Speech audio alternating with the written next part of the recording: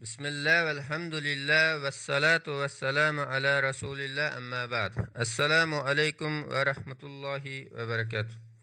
Muhterem qarindoshlar, anglayotganinglar Muhammad ibn Sulayman Maghribining Jam'ul Fawaid min Jami'ul Usul ve Majmu'uz Zawaid nomli kitobining 7-tomi, ya'ni hadislar to'plamining 7-tomi.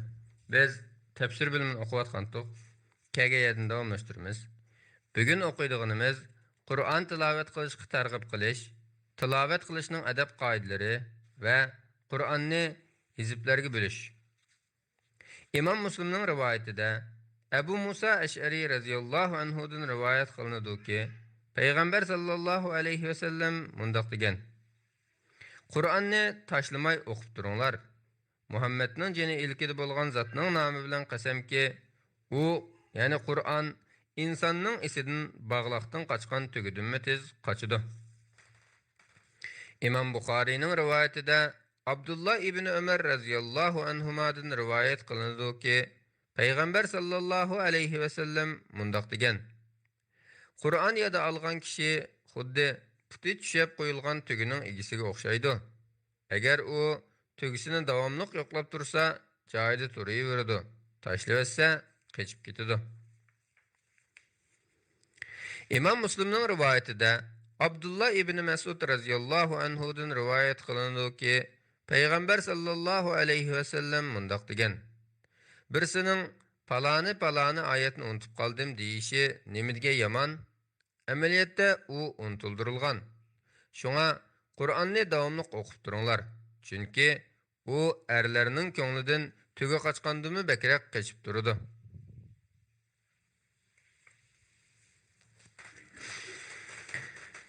Abu Davudning sahih rivoyatida Jabir ibn Abdullah radhiyallohu anhumadan mundaq rivoyat qilinadi. Biz Qur'on o'qiyotganimizda Payg'ambar sallallohu alayhi va sallam bizning qashimizga chiqdi. Aramizda Arabiylarmi, ajamlarmi bor edi. Payg'ambar alayhissalom: "O'qinglar, hammanglarning qiroati yaxshi ekan." Keyincha shundaq bir qavm keldi-ki, Qur'onni xuddi o'qni ruslagandek ruslab, ravrs o'qib ketidi. Ammo uningdan qo'lga keladigan manfaatni dunyoda oladi, oxirat savobini ko'zlamaydi.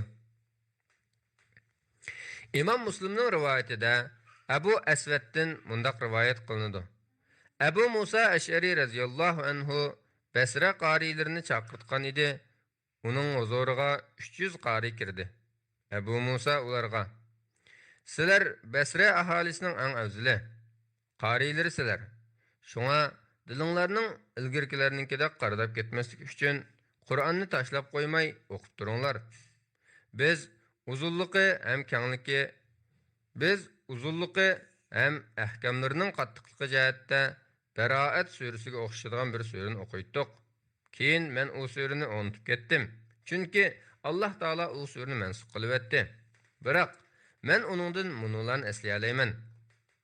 Navoda odam balasining 2 jilg'ida liqmili bo'lsa, 3-chisi bo'lishini xohlaydi. Odam balasining qo'rsiqi qabriga kirib to'piq to'shqandila ondan to'ydi. Biz yana bir surani tasbih bilan boshlanadigan surlarning biriga o'xshatdik. Keyin uni unutib ketdim. Lekin uningdanmi munolarni eslay olayman. Ey iymon etqonlar, sizlar nimishqa amal qilmaydigan so'zlarni qilasizlar? Undaq qilsanglar, bu so'z bo'yinlaringlarga guvohlik sifatida yezilib qilib, qiyomat kuni uningdan so'ralmamsizlar? Abu Davudning sahih rivoyatida Bara ibn Azib radhiyallohu anhu dan rivoyat qilinadiki, Payg'ambar sallallohu alayhi va sallam Qur'onni ovozinglar bilan bezanglar degan. İmam Buxoriyning rivoyatida Abu Hurayra radhiyallohu anhu Payg'ambar sallallohu alayhi va sallamdan mundaq rivoyat qilgan: Alloh taolo hech bir narsaga payg'ambarining chiroyli ovozda Qur'on tilovat qilganiga quloq solgandek quloq solmagan. İmam Buxoriyning rivoyatida Abu Hurayra radhiyallohu anhu dan rivoyat qilinadiki, u Payg'ambar sallallohu alayhi va sallamning Alloh taolo hech bir narsaga Qur'onni mungluq ovozda o'qigan payg'ambariga quloq solgandek quloq solmaydi deganligini anglagan. İmam Buxariyning yana bir rivoyatida Qur'onni chiroyli ovozda ullik tilovat qilgan payg'ambarining ovozi deb kelgan. İmam Buxariyning rivoyatida Abu Hurayra radhiyallohu anhudan rivoyat qilinadiki, payg'ambar sallallohu alayhi va sallam Qur'onni chiroyli ovozda o'qimagan kishi bizdan emas degan. Yana bir rivoyatda Qur'onni chiroyli ovozda ullik o'qimagan kishi bizdan emas deyilgan.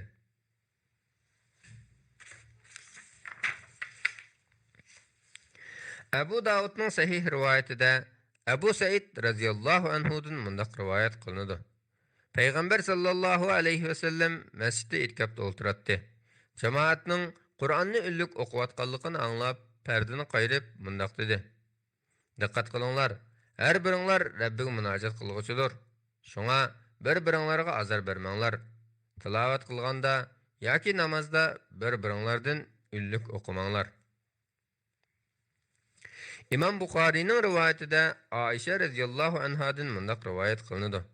Payg'ambar sallallohu alayhi va sallam kechida Qur'on o'qiyotgan biraylarning ovozini anglab, Alloh uningga rahmat qilsin. U menga mundaq so'zlardagi menga unutuldirilgan mundaq oyatlarni eslatib qo'ydi dedi. İmam Buxoriydagi yana bir rivoyatda faloni suradan unutib qolgan oyatlarni deyilgan. İmam Buxariyning rivoyatida Qatadadan mundaq rivoyat qilinadi. Anas radhiyallohu anhudan payg'ambar sallallohu alayhi va sallamning qanday qiroat qildiganligi so'ralgan edi. U so'zib o'qiydi dedi va Bismillahirrohmanirrohim ne Bismillah ar-Rahman ar-Rahim ga bo'lib ayrim so'zib o'qib beradi dedi. Abu Davudning sahih rivoyatida Ummu Salama radhiyallohu anha payg'ambar sallallohu alayhi va sallamning qiroat qilish usulini bayon qilib berdi va nihoyatda shafqatlik va mehribon Allohning ismi bilan boshlayman. Jami hamdu sana olamlarning parvardigori Allohga xosdir. Alloh nihoyatda shafqatlik va mehribondir. Qiyomat kunining egisidir degan oyatlarni oyatma-oyat o'qib ko'rsatib qo'ydi. İmam Muslimning rivoyatida Muaviya ibn Qurraning mundaq deganligi rivoyat qilinadi. Abdullah ibn Mughaffal radhiyallohu anhu Makka fath qilingan kuni payg'ambar sallallohu alayhi va sallamning tugisi ustida o'ltirib, Fath surasini o'qiganligini ko'rdim dedi va Fath surasini ullik o'qidi. Agar kishilarning atrofimga to'plashib olishidan ansiramaydigan bo'lsam, menmi Fath surasini xuddi Abdullah ibn Mughaffal payg'ambar sallallohu alayhi va sallamdan rivoyat qilib o'qib berganidek ullik o'qib bergan bo'lardim. İmam Buxoriyning rivoyatida Abdullah ibn Mas'ud radhiyallohu anhudan mundaq rivoyat qilinadi. Payg'ambar sallallohu alayhi va sallam menga qiroat qilib bergin dedi. Men Qur'on sana tushirilgan tursa, men sana o'qib beramdim desam, payg'ambar alayhissalom men boshqalardan anglashni yaxshi ko'raman dedi. Shuning bilan men Nisa surasini o'qib, biz her bir ümmetten bir guvohchini keltirgan ve ey Muhammed, seni bularga, yani ümmetin ichidagi imansizlarga ve günahkarlarga guvohchi qilib keltirgan chig'imizda ularning holi qandoq bo'ladi degan yerga kelganda to'xta dedi. Qarasam, payg'ambar alayhissalomning ko'zlaridan taramlab yosh to'kilib o'tibdi. Razinning rivoyatida Aisha radhiyallohu anhadan rivoyat qilinadiki, Abu Bakr radhiyallohu anhu Qur'on o'qiganda bekmi ko'p yig'laydi. Razinning rivoyatida Asma radhiyallohu anhadan mundaq rivoyat qilinadi. Ilgirkilardan hech bir kishi Qur'on o'qiganda o'shidan ketmaydi. Ular faqat yig'lishib, titrab ketishadi. Ondan ularning badallari va dillari yumshab, aram topadi.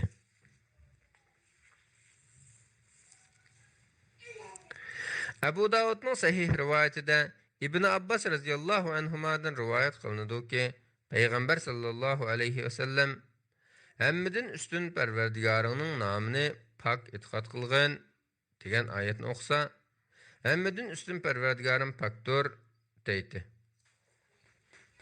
İmam Müslim'nin rivayetinde Ebu Hureyre radhiyallahu anhu'dan rivayet qılındı ki, Peygamber sallallahu aleyhi ve sellem mundaq degan: Kimki Qur'on o'qimoqchi bo'lib, yerim kechida o'rnidan turganda, og'zi Qur'on o'qishga qo'lashmay qolsa, yassun.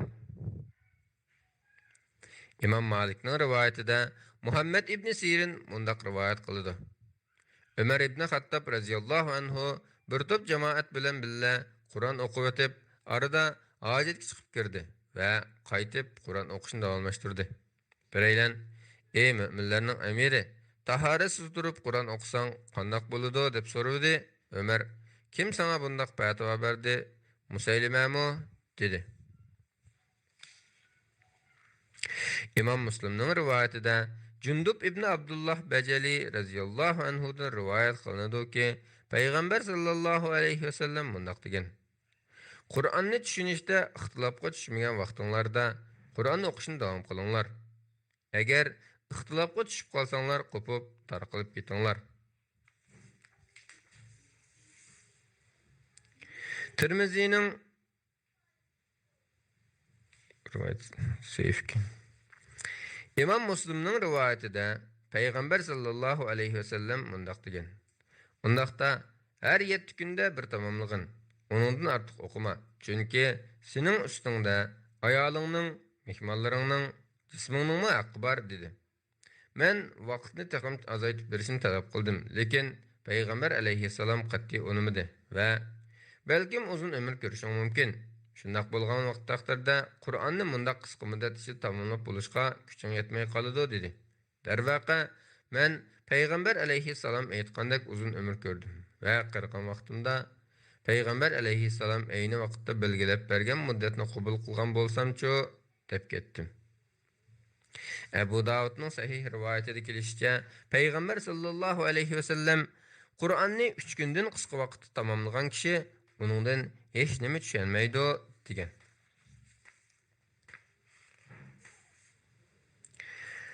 Ebu Davud'ning sahih rivayetida İbn Ad radhiyallahu anhu'nun mundaq deganligi rivayet qilinadi. Nafi ibn Jubayr ibn Mut'im mendan Qur'onni qancha kunga bo'lib o'qiysan deb so'ragan edi. Men Qur'onni hizblarga bo'lmayman dedim.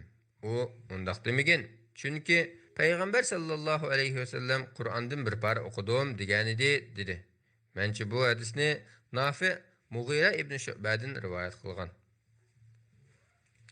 İmam Müslim'nin rivayetinde Ömer ibn Hattab radhiyallahu anhu din rivayet qılındı ki, Peygamber sallallahu aleyhi ve sellem mundaq degan: Kimki Qur'ondan kundalik o'qiydigan vazifasini yoki uning bir qismini o'qiy olmay uxlab qolgan bo'lsa, uni bomdod namozi bilan peshim namozi oraliqida o'qib olsa, uni xuddi kechida o'qigandekla savob yoziladi. İmam Malikning Muvatta'da kelgan rivayetida uni kun tiklangandan tortib peshin namozigacha o'qib olsa degan. İmam Buxoriyning rivayetida İbn Abbas radhiyallahu anhumadan mundaq rivayet qilinadi. Peygamber sallallahu aleyhi ve sellem insonlarning eng sahiysi edi. Bo'libmi Ramazonda Jibril aleyhisselam bilan ko'rishganda texim sahiy bo'lib ketadi. Peygamber aleyhisselam Ramazan ayının her kechisida Jibril aleyhisselam bilan ko'rishib, o'zaro Qur'on o'qishatdi. Shuni siz yozmangki, Peygamber sallallahu aleyhi ve sellem yaxshilik qilishda salqin shamoldinmi sahiy edi. İmam Buxoriydagi yana bir rivoyatda mundaq kelgan: Chunki Jibril aleyhisselam Ramazan ayının her kechisi keladi ve Peygamber sallallahu aleyhi ve sellemga Qur'on o'qitib tinchlatdi. İmam Buxoriyning rivayetida Ebu Hureyre radhiyallahu anhu'dan mundaq rivayet qilinadi. Jibril aleyhisselam Peygamber sallallahu aleyhi ve sellemga her yili bir qatim Qur'on o'qitib tinchlatdi. Peygamber aleyhisselam vafot bo'ladigan yili 2 qatim o'qitdi. Peygamber aleyhisselam her yili itkabda 10 kun o'ltiratdi. Vafot bo'ladigan yili 20 kun o'ltirdi. İmam Buxariyning rivoyatida Aisha radhiyallohu anhaning mundaq deganligi rivoyat qilinadi. Eng dastlabda mufassal, ya'ni qisqa suralardan biri nozil bo'lgan bo'lib, uningda jannat bilan do'zax zikr qilingan. Keyin kishilar islomga kirishga boshlagan chaqda halol harom haqidagi suralar nozil bo'ldi. Agar dastlabdila aroq ichmanglar, zina qilmanglar degan oyatlar nozil bo'lgan bo'lsa, ular cho'qim aroqni, zinani hargiz tashlamaymiz degan bo'ladi. Ebu Davudning sahih rivoyatida Ibn Abbas radhiyallohu anhumadan rivoyat qilinadiki, payg'ambar sallallohu alayhi vasallam taki Bismillahirrohmanirrohim nozil bo'lgan qadar suralarning faslini bilmaydi. İmam Müslimning rivoyatida Bara radhiyallohu anhu mundaq degan: To'liq nozil qilingan eng oxirgi sura Tavba surasidir. Eng oxirida nozil qilingan oyat Kalala oyatidir. İmam Müslimning rivoyatida Ubaydullah ibn Abdullah ibn Utbadan mundaq rivoyat qilinadi. Abdullah ibn Abbas radhiyallohu anhuma mendan Qur'ondan eng oxirida nozil bo'lgan suraning qaysi ekanligini bilamsan deb so'radi. Men Nasr surasi desam, u to'g'ri aytding dedi. İmam Buxariyning rivoyatida Ibn Abbas radhiyallohu anhuma payg'ambar sallallohu alayhi vasallamga eng oxir nozil bo'lgan oyat Jazon oyatidir degan. Alhamdulillah, Allohning tavfiqi bilan tafsir bo'lmidagi Qur'on tilovat qilishga targ'ib qilish, tilovat qilishning adab qoidalari va Qur'onni hizblarga bo'lishga aloqador sahih hadislarni o'qib bo'ldik. Allah hammanglarga foydali ilm ato qilsin. Vassalomu alaykum va rahmatullohi va barakatuh. Bismillah valhamdulillah vassalatu vassalamu ala rasulillah amma ba'd. Assalomu alaykum va rahmatullohi va barakatuh. Qarindoshlar, anglayotganinglar Muhammad ibn Sulayman al-Maqribiyning Jam'ul Fawaid min Jami'il Usul va Majma'uz Zawaid nomli kitobining 7-tomi, ya'ni hadislar to'plangan nomli kitobning 7-jildi. Biz tafsir bölümünü okuvatımız. Bugün okuyduğumuz qiraatdagi farqlar, mufassal suralar, Qur'onning tartibi ve toplanışı va aloqador sahih hadislar. İmam Buxariyning rivoyatida Umar ibn Xattob radhiyallohu anhudan mundaq rivoyat qilinadi. Hisham ibn Hakimning sura Furqonni payg'ambar sallallohu alayhi vasallam o'rgatmagan shaklda o'qiganini anglab, namoz oxirlashga sabr qila olmay, yaxshiga esilg'il tas qoldim. Namozdan keyin darhol peshidan tutib, "Sana bundaq o'qishni kim o'rgatdi?" deb so'radim. U, "Buni menga payg'ambar sallallohu alayhi vasallam o'rgatgan" dedi. Men "Yolg'on aytding. Payg'ambar alayhissalom menga buni boshqacha o'rgatgan" dedim va uni so'rgan peti payg'ambar alayhissalomning qoshiga ilib berib, "Buning Sura Furqonni sen menga o'rgatib qo'yganingdan boshqacharoq o'qiyotganligini anglab qoldim" dedim. Payg'ambar alayhissalom uni qo'yivat dedi. Ondan Hishamga, "Ey Hisham, qani o'qib boqqana" dedi. Hisham boyqada qiroat qilib bergandi. Payg'ambar alayhissalom bu sura mushundoq tushirilgan, "Ey Umar, endi sen o'qib boqqan" dedi. Men payg'ambar alayhissalomning menga o'rgatgani bo'yicha o'qigan edim. Bu sura mushundoqmi tushgan? Qur'on 7 xil qiroat bilan tushirilgan. Sizlarga oson bo'lganini o'qinglar dedi. İmam Müslimning rivoyatida Ubay ibn Ka'b radhiyallohu anhudan mundaq rivoyat qilinadi. Masjidning biraylan kirib, men faqat anglab boqqan qiroatda Qur'on o'qishga boshladi. Undan keyin yana bir odam kirib, u boshqa bir xil qiroat o'qib o'tirdi. Namozdan keyin hammaylar birlikda payg'ambar sallallohu alayhi vasallamning huzuriga kirdik. Men Mav kishi men anglab boqmagan qiroatni o'qidi. Undan keyin Mav odam kirib yana boshqa qiroatni o'qidi dedim. Payg'ambar sallallohu alayhi vasallam ularni o'qib yoqishga buyurdi. Ular masjidda o'qigan qiroat bilan o'qidi. Payg'ambar alayhissalom ularning qiroatiga yaxshi baho berdi. Bu ahvolni ko'rib ko'nglimda payg'ambar alayhissalomni inkor qilish vasvasalar paydo bo'ldi. Bu vasvasa ko'nglimga jahiliyat davridan kelib boqmagan edi. Payg'ambar alayhissalom mening ro'yotimni sizib qilib, maydamga birni urgan edi. Men xuddi Alloh azza va jallani ko'rgandan vahim ichida qora targa cho'milib ketdim.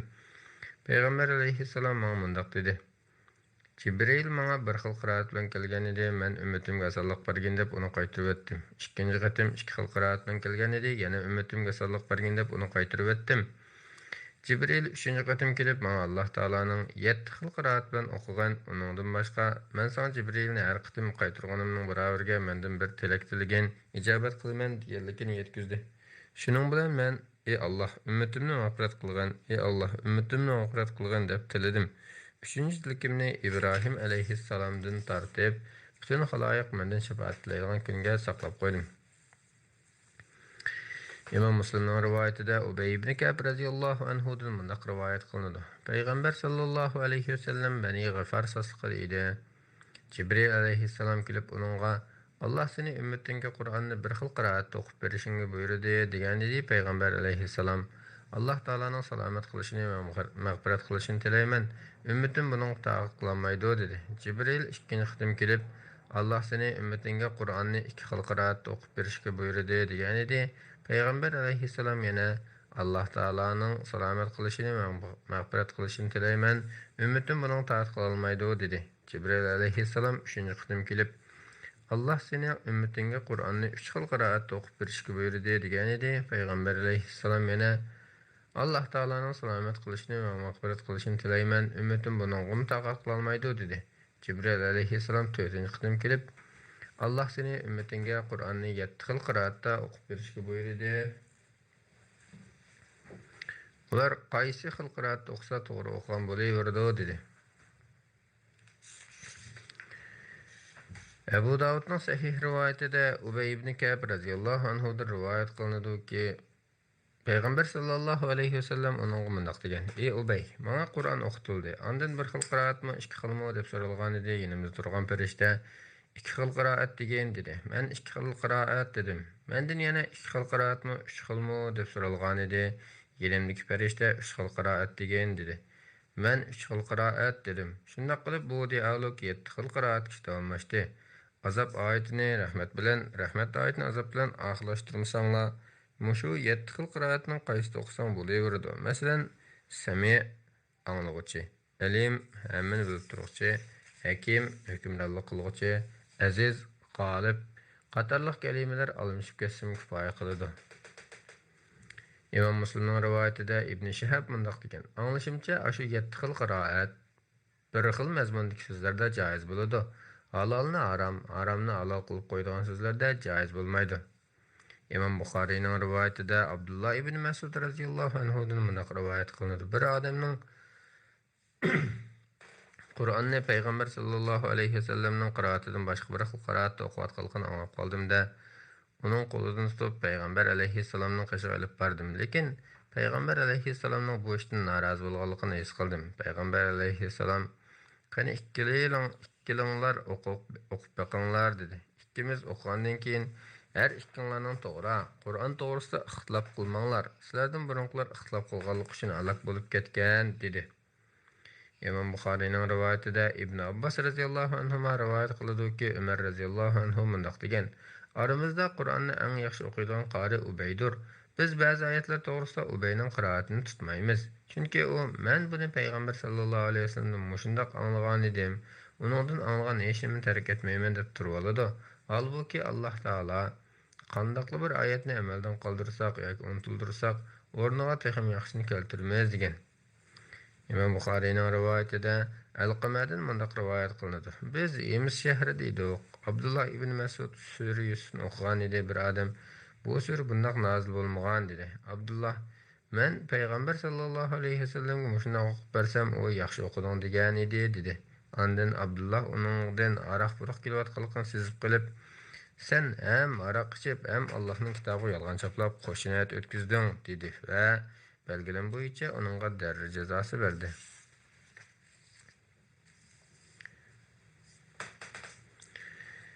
Ebu Davud'un Hasan ve Sahih rivayetinde Ebu Said Hudri radhiyallohu anhu'dan rivayet qilinadi ki Peygamber sallallahu aleyhi ve sellem mundaq degan: "Allah Taala Bani İsrailga Beytul Muqaddas darvosidan sajda qilganinglarni ko'ringlar. Parvardigorimiz gunohlarimizni kechirgandinglar, gunohinglar mag'firat qilinadi" degan.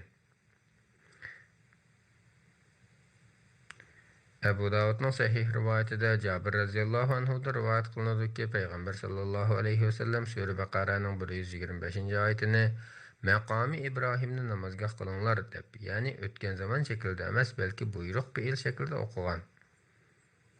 Abu Davud'un Hasan ve sahih rivayetinde Zeyd ibn Sabit radhiyallahu anhu'dan rivayet kılındı ki Peygamber sallallahu aleyhi ve sellem gayri uli zarar, özrüsü barlar bununla müstesna deb okugan.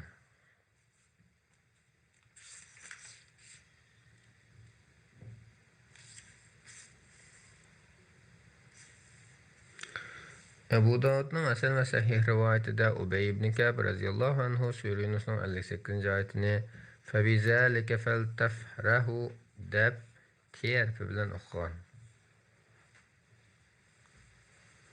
Tabrani'nin ravileri işençlik rivayetinde Abdullah ibn Mesud radhiyallahu anhu Sure Hud'un 41. ayetini "Mecraha ve mersaha" deb, yani Mursa demey Mersa deb okugan. Tirmizi'nin sahih rivayetinde Ummu Salama Asma binti Yazid Ensariye radhiyallahu anhadan rivayet kılındı ki Peygamber sallallahu aleyhi ve sellem Surut'un 46. ayetini "İnnehu amile gayre salih", yani amelun emas, belki ötken zaman fiili şeklinde emile deb okugan. İmam Bukhari'nin rivayetinde Abdullah ibn Mesud radhiyallahu anhu Sure Yusuf'un 23. ayetini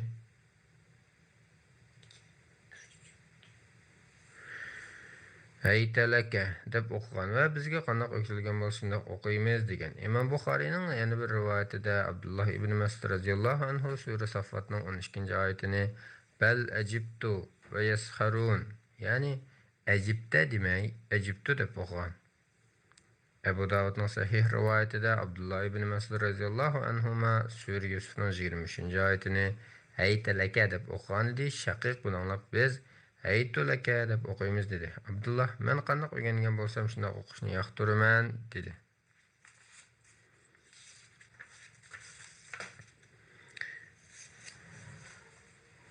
Tirmizi'nin teksti sahih rivayetinde Ubey ibn Ka'b radhiyallahu anhu'da rivayet kılındı ki Peygamber sallallahu aleyhi ve sellem Kehf suresi 76. ayetinin önemli kısmını "Fi eynin nemiyetin", yani amiyetin emas, emiyetin deb okugan. Tirmizi'nin sahih rivayetinde İmran ibn Hüseyin radhiyallahu anhu rivayet kıldı ki Peygamber sallallahu aleyhi ve sellem surenin 2. ayetini "Ve teren nase sukara ve ma hum bisukara", yani sekara emas, sukara deb okugan. Ebu Davud'un senedi sahih rivayetinde Ayşe radhiyallahu anhadan mundaq rivayet kılındı. Peygamber sallallahu aleyhi ve sellem'e vahiy nazil bolgan idi. Bizge "Suratun enzelnaha ve faraznaha" deb okup berdi. Yani faraznaha degan sözdeki ra harfini tashdidsiz okudu. İmam Bukhari'nin rivayetinde İbn Abu Mulaykadan rivayet kılındı ki Ayşe radhiyallahu anha "İz talqunahu bi alsinatikum", yani talaqqawnahu emas, taliqunahu deb okuydu ve "velaq" degan söz yalgan degan ma'noda keladi deydi. Ebu Davud'un Hasan rivayetinde Atiye ibn Said Avfi'nin mundaq degelik rivayet kılındı. Abdullah ibn Ömer radhiyallahu anhumaga Sure Rum'ның 34. ayetini "Halaqakum min za'fin" deb okup bersem, o za'fin emas, to'g'risi zu'fin. Men Peygamber sallallahu aleyhi ve sellem sen okugandak okup bersem, men seninkin tuzib qo'ygandak tuzib qo'ygan edi dedi. Ebu Davud'un sahih rivayetinde Ebu Hureyre radhiyallahu anhu vahiy to'g'risidagi bir hadisni so'zlab bergan ve Sure Saba'nın 23. ayetini "Hatta iza fuzzi'a an qulubihim" deb okugan. Ebu Davud'un Bukhari'nin rivayetinde Ya'la ibn Umeyye radhiyallahu anhu'dan mundaq rivayet kılındı. Men Peygamber sallallahu aleyhi ve sellem'nin minberde durup "Ve ya maliku liyaqzi aleyna rabbuka" deb okuğunu anlagan edim. Tirmizining teksti sahih rivoyatida Abdullah ibn Mas'ud radhiyallohu anhu mundaq deydi.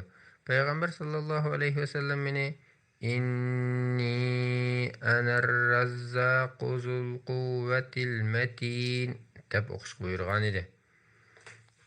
Tirmizining sanadi sahih rivoyatida Aisha radhiyallohu anhadan rivoyat qilinadiki, Payg'ambar sallallohu alayhi vasallam sura Voqianing 89-oyatini Faruhun va rayhanun va jannatu na'im deb qiraat qilgan.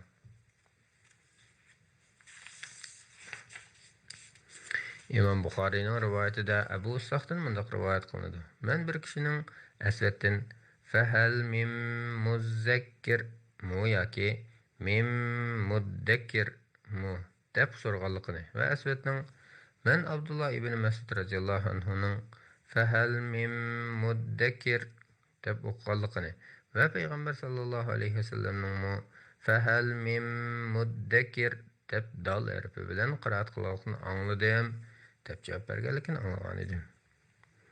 İmam Müslimning rivoyatida mim muddakkir deb dal harfi bilan qiraat qilganligini angladim degan.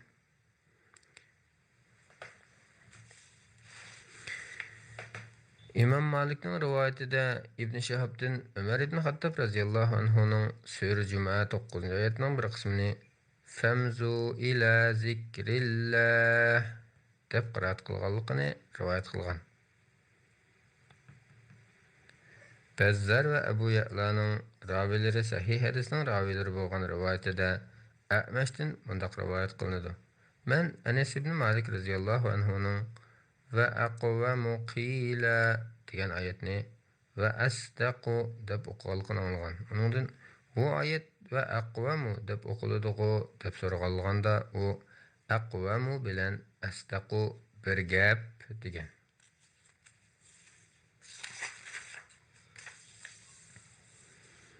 İmam Buxariyning rivoyatida Al-Qamadan mundaq rivoyat qilinadi. Abdullah ibn Mas'ud radhiyallohu anhuning bir necha imroyi bilan birga Shamga bordim. Abu Darda bizning kelganligimizni anglab yanimizga kelib, "Aranglarda Qur'on o'qiy oladigan kishi bormi?" deb so'ragan edi. Biz "Ha, bor" dedik. U "Kim eng yaxshi o'qiy oladi?" deb so'radi. Ular meni ishorat qildi. U o'qigan degan edi. Men والليل إذا يغشى والنهار إذا تجلى والذكر والأنثى deb o'qidim. U "Sen bu xil qiroatni ustozing Abdullahning o'z og'zidan angladingmi?" deb so'radi. Men "Ha" dedim. U "Men shunday qiroat qilishni payg'ambar sallallohu alayhi vasallamning og'zidan anglagan edim, lekin shamliqlar bizning bu qiroatimizga qarshi chiqyotdi" dedi. İmam Buxariyning yana bir rivoyatda kelishicha Abu Darda mundaq degan: "Guvohlik beramanki, men payg'ambar sallallohu alayhi vasallamning shunday o'qiganligini anglagan edim, lekin shamliqlar menga va ma xalaqaz zakara val unsa deb o'qigan deyishyotdi. Allohning nomi bilan qasamki, men hargiz ularning deganiga unamayman."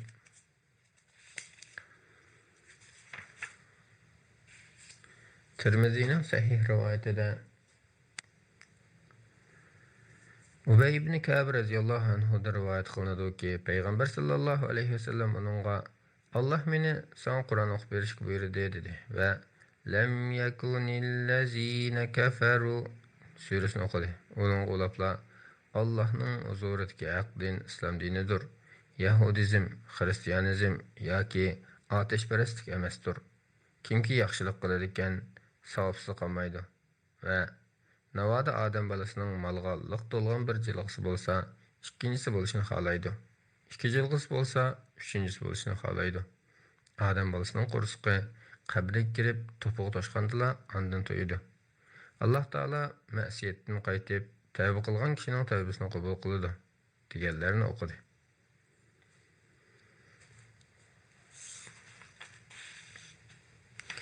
İmam Buxariyning rivoyatida Zayd ibn Sabit Ansari radhiyallohu anhuning mundaq deganligi rivoyat qilinadi. Yamama jangida qariylar ko'plab shahid bo'lib ketdi. Jang oyoqlashgandan keyin Abu Bakr meni chaqirtdi. Uning qoshida Umar bor edi. Abu Bakr bana Umar mening yanimga kelib, "Yamama kuni musulmonlar ko'p qirilib ketdi. Qur'onni to'plab olmaydigan bo'lsanglar, jangahlarda qarilarning ko'plab qirilib ketishi bilan Qur'onning ko'p qismining unutilib ketishidan ansirayman. Shunga Qur'onni to'plab qo'yishinglar kerak deb o'ylayman, dedi. Men Umarga payg'ambar sallallohu alayhi vasallam qilmagan ishni qilsak qandoq bo'ladi desam, Umar Allohning nomi bilan qasamki, bu yaxshi ish dedi. U bu vaqtda davomli og'zashatdi. Oxiri Alloh taolo mening ko'nglimni qanoat topqizdi. Menmi Umarning qarashini to'g'ri topdim, dedi. Said mundaq deydi. Umar uning qishida gap so'z qilmay jim o'ltiratdi. Abu Bakr menga: "Sen teqiyash, aqlli odam. Biz sana ishonamiz. Payg'ambar sallallohu alayhi vasallamga vahiy yozib beratding. Shunga Qur'onni izlab to'plag'in", dedi. Allohning nomi bilan qasamki, tog'lardan birasini yetkash vazifasi topshirgan bo'lsa, menga nisbatan Qur'on to'plash ishidan yengil kelgan bo'ladi, dedi. Men payg'ambar sallallohu alayhi vasallam qilgan ishni qilsanglar qandoq bo'ladi desam, Abu Bakr Allohning nomi bilan qasamki, bu yaxshi ish, dedi. Uning bilan bir oz munozirlashdim. Oxiri Alloh taolo mening ko'nglimni Abu Bakr bilan Umarning ko'nglini qanoat topqizdi. Shuning bilan men ishqi tutish qilib, Qur'on oyatlarini xorum qozoqlarga, terilarga, yapılaq taşlarga yozib qoldirilgan qo'l yozmalardan va yodilgan kishilarning og'izlaridan to'plab o'ltirdim. Tavba surasining oxiridagi 2 oyatni Abu Huzayma Ansariydan boshqa hech kimdan topolmadim. U ikkisi: "Ey insonlar, shubhisizki kishilarga o'z aranglardan payg'ambar keldi. Sizlarning kulpatchi kishinglar uning ig'ir tuyuladi. U sizlarning hidoyat tepishinglarga g'irisdir. Müminlarga amroqdir, nihoyat kuyimchandir. Ey payg'ambar, agar ular sana iymon etishdan yuz o'risa, sen Alloh menga kifoya qiladi, uningdan boshqa hech iloh yo'qdir. Uningga tavakkul qildim, ya'ni Allohga o'ylandim.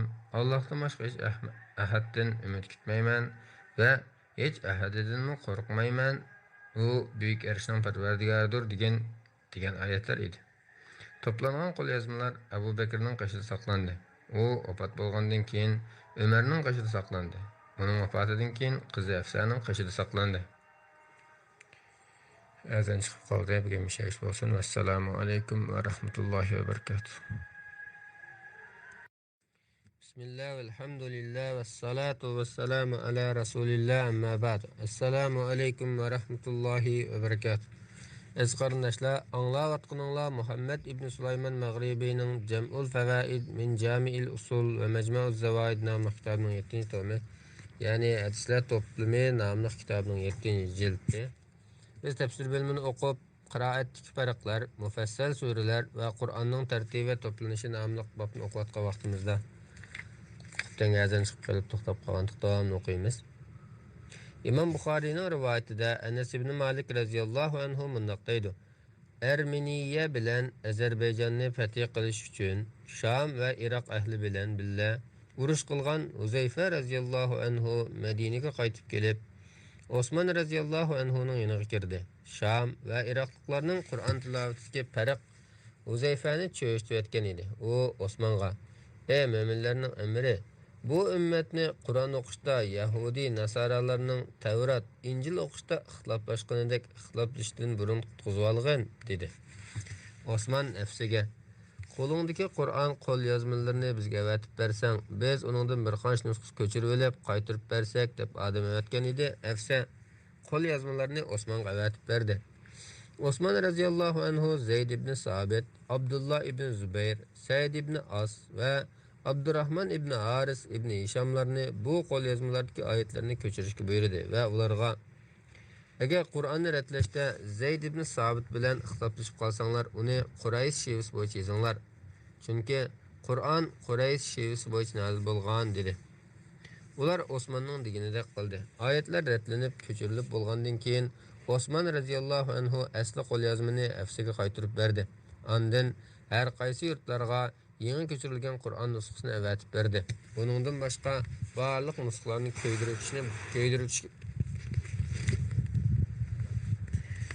ko'ydirishga buyurdi. Zayd ibn Sabit radhiyallohu anhuning mundoq deganligi rivoyat qilinadi: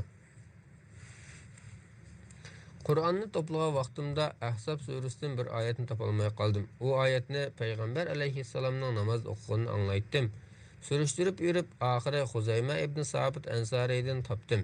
Peygamber aleyhisselam onun guvahlığını iki kişinin guvahlığını tanqılatdı. O ayet Cenab-ı Allah'ın müminlerinin içinde Resulullah bilen gazatqa çıqqanda sabatlık bulup şehit bolgan kadar dadıllık bilen can qilish to'g'riliq Allohga bergan ahdini ishga oshirgan nurg'un kishilar bor degan oyatidir. Shuning bilan o oyatni tegishli joyga yozib qo'ydik. Abu Davudning sahih rivoyatida mundaq kelgan. Payg'ambar alayhissalom Huzayma ibn Sabit Ansarining guvohligini ikki kishining guvohligini tanqilatdi. Tirmizining sahih rivoyatida kelishicha Zuhri mundaq degan: Şu günlerde tabut mu yoki tabuh mu deb ixtilof chiqqan edi. Qurayshlar tabut desa Zayd tabuh degan. Bu talash tartish Osman radhiyallohu anhu bildirilganda u tabut deglar deb yozinglar. Chunki Qur'on Quraysh sheyisi bilan nozil bo'lgan degan. Tirmizining sahih rivoyatida Zuhri yana mundaq degan: Ubaydullah ibn Abdullah ibn Utba menga mundaq so'zlab berdi. Abdullah ibn Mas'ud radhiyallohu anhu Zayd ibn Sabit radhiyallohu anhuning Qur'on nusxalarini ko'chirib yozishni yoqtirmay mundaq degan: Ey musulmonlar jamoati, Qur'on nusxalarini ko'chirib yozishni men qilmay boshqa bir odam qilamdi. Men musulmon bo'lganda u Zayd ibn Sabit bir kafirning sulbida edi. Mana shu sababdan Abdullah ibn Mas'ud radhiyallohu anhu mundaq degan: Ey Iroq xalqi, qo'linglardagi Qur'oninglarni yoshiringlar. Chunki Alloh taolo kimki yoshirdikan qiyomat kuni u yoshirgan narsasi bilan keladi deydi. Shunda qilsanglar Allohning huzurida Qur'onni ko'targan ayatga barsizlar. Zuhri mundaq deydi: Menga yetishicha Payg'ambar sallallohu alayhi vasallamning sahobalaridan bir necha katta zot Abdullah ibn Mas'ud radhiyallohu anhuning bu so'zlarini yoqtirmagan.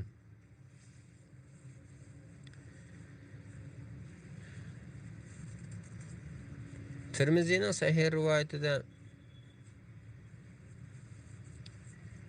İmam Buxariyning rivoyatida Anas radhiyallohu anhudan mundaq rivoyat qilinadi. Payg'ambar sallallohu alayhi vasallamning zamonida Qur'onni pishiq yodlab olgan kishilardan 4 la ansari bo'lib, ular Ubay, Muaz ibn Jabal, Abu Zayd va Zayd ibn Sabitlar edi.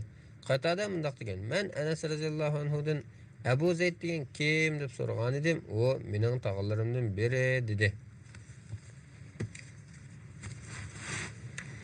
İmam Buxariyning rivoyatida Sumamada rivoyat qilinadiki, Anas radhiyallohu anhu mundaq degan: Payg'ambar sallallohu alayhi vasallam vafot bo'lganda Qur'onni 4 kishi pishqirib olgan bo'lib, ular Abu Darda, Muaz ibn Jabal, Zayd ibn Sabit va Abu Zayd qatorliqlar edi.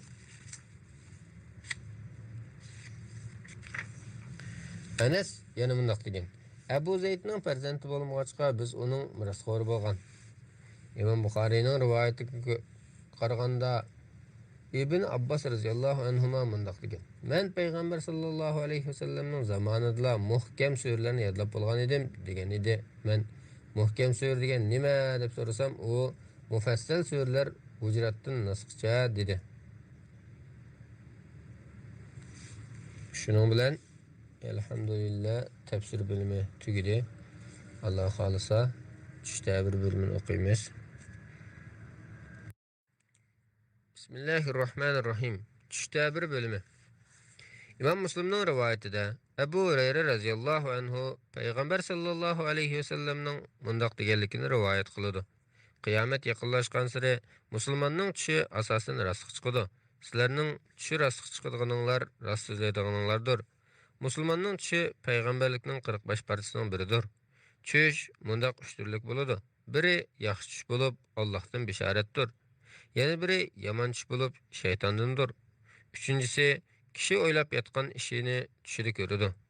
Kimki yomon tush ko'rsa, o'rnidan turib namoz o'qisin va tushini boshqalarga so'zlab bermasin.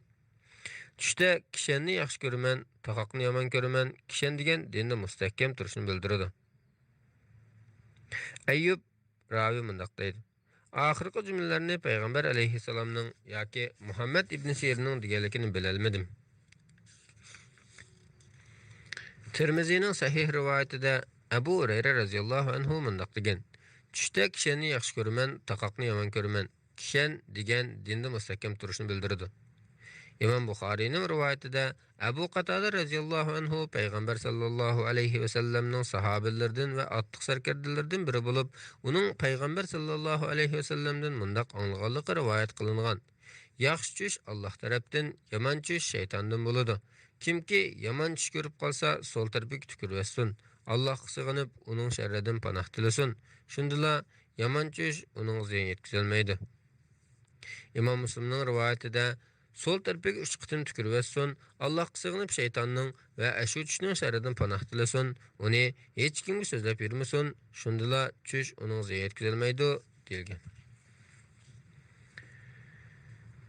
İmam Buxariyning rivoyatida Abu Salama mundaq degan: "Men burun tush ko'rsam, uning yomonligidan menga tog'dinmi ig'ir kelatdi. Bu hadisni anglaganimdan tartib undaq tushlarga parvo qilmaydigan bo'ldim." İmam Müslimning rivoyatida Jabir radhiyallohu anhudan rivoyat qilinadiki, payg'ambar sallallohu alayhi va sallam mundaq degan: "Kimki yomon tush ko'rib qolsa, sol tarafiga 3 qitim tukirvasin va Allohga sig'inib, uning sharridan 3 qitim panoh tilasin. Ondan yotqay yenidan yana bir yonga o'rilib yotsin."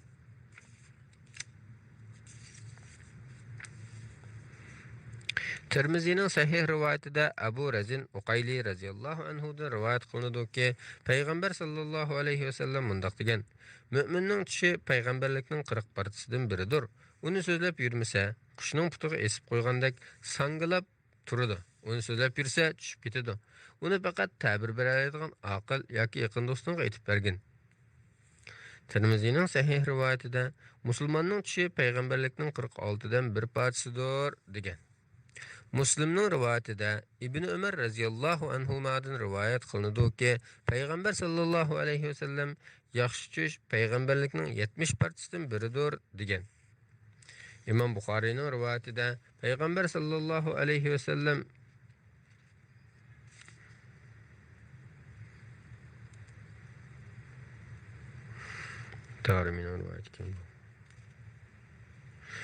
Darimining sanada Hasan rivoyatida payg'ambar sallallohu alayhi va sallamning ayoli Aisha radhiyallohu anhadan mundaq rivoyat qilinadi. Madinada tiborat uchun safarga chiqib tijorat uchun bo'lish kerak. Tiborat deb yozilib qopti. Tijorat uchun safarga chiqib turadigan bir ayol bo'lib, u ayol eri safarga chiqib kelsa tush ko'radi. Eri u ayolni ko'pincha vaqtda homildor holat qo'yib safarga chiqadi. U ayol payg'ambar sallallohu alayhi va sallamning yoniga kelib, "Erim meni homildor holat qo'yib safarga chiqib ketdi. Tushimda uyimning tuyrugi sunib ketib, bir ko'zi yo'q bola tug'ibdiman" dedi. Payg'ambar alayhissalom uningga "Alloh xolisa ering solih holatga qaytqudek, solih farzand ko'rgudeksan" dedi. U ayol o'xshashni 2-3 qatim ko'rgan bo'lib, har qatimda payg'ambar alayhissalomning qishig'iga kelib so'zlab beradi, ham har qatim eri qaytib kelishiga u ayol bir o'g'il farzand tug'atdi. Bir kuni u ayol yana shunday tush ko'rib payg'ambar alayhissalomning yoniga keldi, lekin payg'ambar alayhissalom yo'q edi. Men uningdan: "Ey Allohning bandasi, Allohning rasulidan nima to'g'risida so'ramoqchi eding?" deb so'rasam, u "Men tush ko'rib Rasulullohning qishig'iga kelsam, u menga yaxshi ta'bir beradi. Darvaqa hamish uning degandek chiqadi. Bu qatimmi shuning uchun keldim" dedi. Men undaqda menga qanday tush ko'rganligini so'zlab bergin desam, u "Yo'q, Rasululloh kelsin, oldi bilan uning aytay" dedi. Men gapimni changtirib oldim. Oxiri u ayol shuni so'zlab berdi. Men Allohning nomi bilan qasamki, tushing rost bo'lsa, ering o'lib ketgidek, sen eski baltiq qolaksan dedim. Buni anglab u ayol o'ltirib yo'lga o'ltirdi va "Tushimni nimishqim san so'zlab bergandiman" dedi. U yig'layotgan chog'da payg'ambar sallallohu alayhi vasallam kelib, "Ey Aisha, bu ayolga nima bo'pti?" deb so'radi. Men bo'lgan ishlarni so'zlab bergan edim. Payg'ambar alayhissalom "Nima deding? Har qanday musulmonning tushiga ta'bir bersanglar, yaxshi ta'bir beringlar, chunki tushda ta'bir berguchining so'zi rost chiqib qoladi" dedi. Keyin u ayolning eri o'lib ketdi. Men o'ylaymanki, u ayol men degandek eski bola tug'di. İmam Buxariyning rivoyatida Abu Hurayra radhiyallohu anhudan mundaq rivoyat qilindi. Payg'ambar sallallohu alayhi va sallam payg'ambarlikdan faqat xush bishoratli qoldi deganida sahobalar: "Ey Rasululloh, xush bishorat degan nima?" deb so'radi. Payg'ambar alayhissalom "Yaxshi tush" deb javob berdi. İmam Buxariyning rivoyatida Ibn Abbas radhiyallohu anhuma rivoyat qildiki, payg'ambar sallallohu alayhi va sallam mundaq degan: Kimki ko'rmagan tushni ko'rdim desa, ikki arpa denini bir bir-biriga ulashqa buyurildi, lekin u hargizmi o'ylayolmaydi. Kimki bir jamoatning so'zini ular xohlamagan yoki ular o'zlari qochirib turgan holatda maxfiy tingishsa, qiyomat kuni uning qulqiga qo'g'ishin qo'yiladi. Kimki surat chizsa, uningga jon kirgizishga buyurildi, lekin u jon kirgizolmaydi. İmam Buxariyning rivoyatida Ibn Umar radhiyallohu anhudan rivoyat qilinadiki, payg'ambar sallallohu alayhi vasallam mundoq degan: "Tushida ko'rmagan narsani ko'rdim deyish eng cho'ng yolg'onchilikdir." Abu Davudning sahih rivoyatida Abu Hurayra radhiyallohu anhudan rivoyat qilindiki, payg'ambar sallallohu alayhi vasallam mundoq degan: "Kimki meni tushida ko'rsa, uyg'oq chog'dim ko'radi yoki xuddi uyg'oq chog'da ko'rgandek bo'ladi, chunki shayton mening suratimga kirolmaydi." İmam Buxariyning rivoyatida Abu Said Xudri radhiyallohu anhu payg'ambar sallallohu alayhi vasallamning mundoq deganligini rivoyat qiladi: "Kimki meni tushida ko'rsa, meni rostila ko'rgan bo'ladi, chunki shayton mening shaklimga kirolmaydi."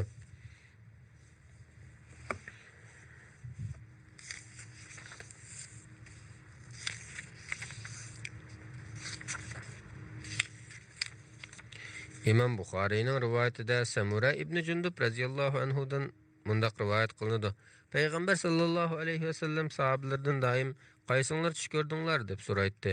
Xohlaganlar ko'rgan ishlarini so'zlab beradi. Bir kun attigini payg'ambar alayhissalom mundoq dedi: "Bu kecha ikki kishi kelib meni o'rnimdan turg'izib yur" dedi. Mengib bir yerda yotgan bir odamning qashiga yetib bordik. Qarasak, yana bir kishi uning boshida yo'g'on toshni ko'tarib turibdi.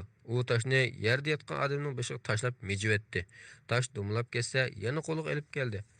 Mijilgan bosh eslik kelganda u odam yana toshni egiz ko'tarib yanjivetdi. Men ikkalandan subhanalloh. Bular nima odamlar deb so'rsam, ular yur dedi. Yo'limizni davomlashtirib, o'ng'isiga yotgan bir odamning qishiga yetib bordik. Qarasak, bir odam uning beshida temir qamoqlarni tutib turibdi. U yotgan odamning yuziga yaqinlashib, og'ziga ilib gardiniga tiqibetdi. Ondan burnidan ilib gardiniga tildi. Ondan ko'zidan ilib gardiniga tildi. Ondan yuzining o'ng tarafiga yetkirib, u tarafini shundoq qildi. Bir tarafini tilib bo'lg'icha, yana bir taraf aslik qaytib bo'latdi. Ular yana saqaygan tarafga qaytib takrar tilg'il turdi. Men ikkalandan subhanalloh, bu nima odamlar deb so'rasam, ular yana yur dedi. Yo'limizni davomlashtirib, tunurga o'xshash bir narsaning oldiga keldik. Uningda qiya-chiya qilishgan ovozlar kelib turadi. Ichiga qarasak, yalang'och er va ayollar bor ekan. Tuyuqsiz ularning ostidan lavuldab turgan o't kelibdi. Ular qiya-chiya qilishib ketdi. Men ikkalandan bular kimlar deb so'rasam, ular yana yur dedi. Yana yo'l yurib, suyu qandaq qizil bir daryoga keldik. Qarasak, u daryoda bir odam suv uzib yuribdi. Qirg'oqda bir odam nurg'un toshlarni yig'ibapti. Suv uzgan odam tosh yig'ib olgan odamning qishiga kelib og'zini ochsa, uning og'ziga bir tosh tiqib qo'yatdi. U keyni qaytatdi va suv uzib qaytib kelib og'zini yo'g'on ochatdi. Qirg'oqdagi odam uning og'ziga yana tosh tiqib qo'yatdi. Men ikkalandan subhanalloh, bular nima odamlar deb so'rasam, ular yur dedi. Yo'limizni yana davomlashtirib, ko'rinishi bakmi yerginishlik bir odamning yoniga keldik. U odam yendiki o'tning atrofida minib yurib, to'xtamay o'tni tashlaydi. Men ikkalandan subhanalloh, bu kim deb so'rasam, ular yur dedi. Men yana minib bukbaraqsam bir bog'ga keldik. Bog'da baharning rangarang gullari bor edi. Qarasak, bog'ning o'ttirida bo'yining egizligidan beshi osmonga taqishib qolgudek bir odam turibdi. Uning atrofida bakmi ko'p bola bor bo'lib, men uncha ko'p bolani hech ko'rib boqmagan edim. Men ikkalandan bular kimlar deb so'rasam, ular yur dedi. Biz yurib shundoq cho'ng bir bog'ga keldikki, men undoq cho'ng bog'ni ko'rib boqmagan edim. Ikkalan menga o'rla dedi. Biz bog'ning ust tarafiga qarab o'rlab, oltin va kumush qushlardan silingan bir shaharga keldik. Shahar darvozasiga kelib, echishni talab qilgan edik. Darvoza ochildi. Shaharga kirishimizga bizni shundoq erlar kutib oldiki, ularning yerimi shundoq kelishgan, yerimi shundoq batbashir edi. Men bilan kelgan ikkalin ularga "Aav daryoga sakranglar" dedi. Sal nari turgan to'g'risiga eqiyotgan suyu xuddi sutdek oppoq bir daryo bor edi. Ular daryoda cho'milib qaytib keldi. Ularning shiroatga batbashirlik yo'qolib, butunlay kelishgan holat kelgan edi. Ikkalan menga "Mana bu adni jannati, bu ikkisi sening turalg'ing" dedi. Peşimni ko'tarib yuqori qarasam, oq bulutdek bir qasr turibdi. Ikkala yana "Mana bu ikkisi sening turalg'ing" dedi. Men bu ikkalanga "Alloh sizlarga barakat ato qilg'ay. Menga ruxsat qilsanglar, uning kirib boqsam" dedim. Ikkalan menga "Hozircha kirsang bo'lmaydi, keyin cho'qim kirasan" dedi. Men bu kecha ajoyib ishlarni ko'rdim. Mening ko'rganlarim qanday ishlar desam, ular "Biz sana tushuntirib qo'yamiz. 5 jilayotgan odam Qur'onni yodlab bo'lib, uning amal qilmagan, farz namoz o'qimay uxlagan odamdir. Ağzı, burni ve ko'zi gardinigacha tilingan odam bo'lsa, uyidan sahar chiqib yolg'on so'z qilgan va u so'zi hamma yerga tarilib ketgan odamdir. To'nurga o'xshash narsaning ichidagi yalang'och er va ayollar bo'lsa, zinaxo'r er va ayollardir. Daryoda suv uzib og'ziga tosh tiqilgan odam bo'lsa, jazoni yeguchidir. O't qalayotgan, o'tning atrofida aylanib yurgan ko'rimsiz odam bo'lsa, jahannam gundupaylarining cho'ngidir. Bog'dagi egiz bo'yliq odam bo'lsa, Ibrohim alayhissalom bo'lib, atrofidagi bolalari tug'ma iymon bilan vafot bo'lgan barliq bolalardir, dedi. Ba'zi musulmonlar, "Ey Rasululloh, mushriklarning bolalarimi ular bilan billimi?" deb so'ragan edi.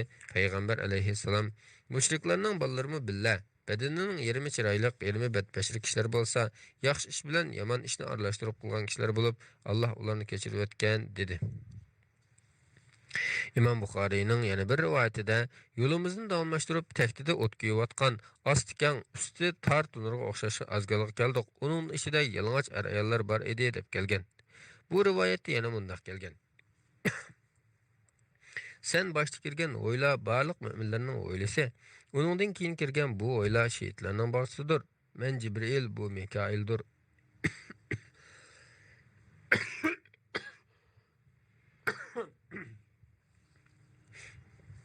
İmam Buxariyning rivoyatida Abu Hurayra radhiyallohu anhu rivoyat qilinadiki, Payg'ambar sallallohu alayhi vasallam mundaq degan: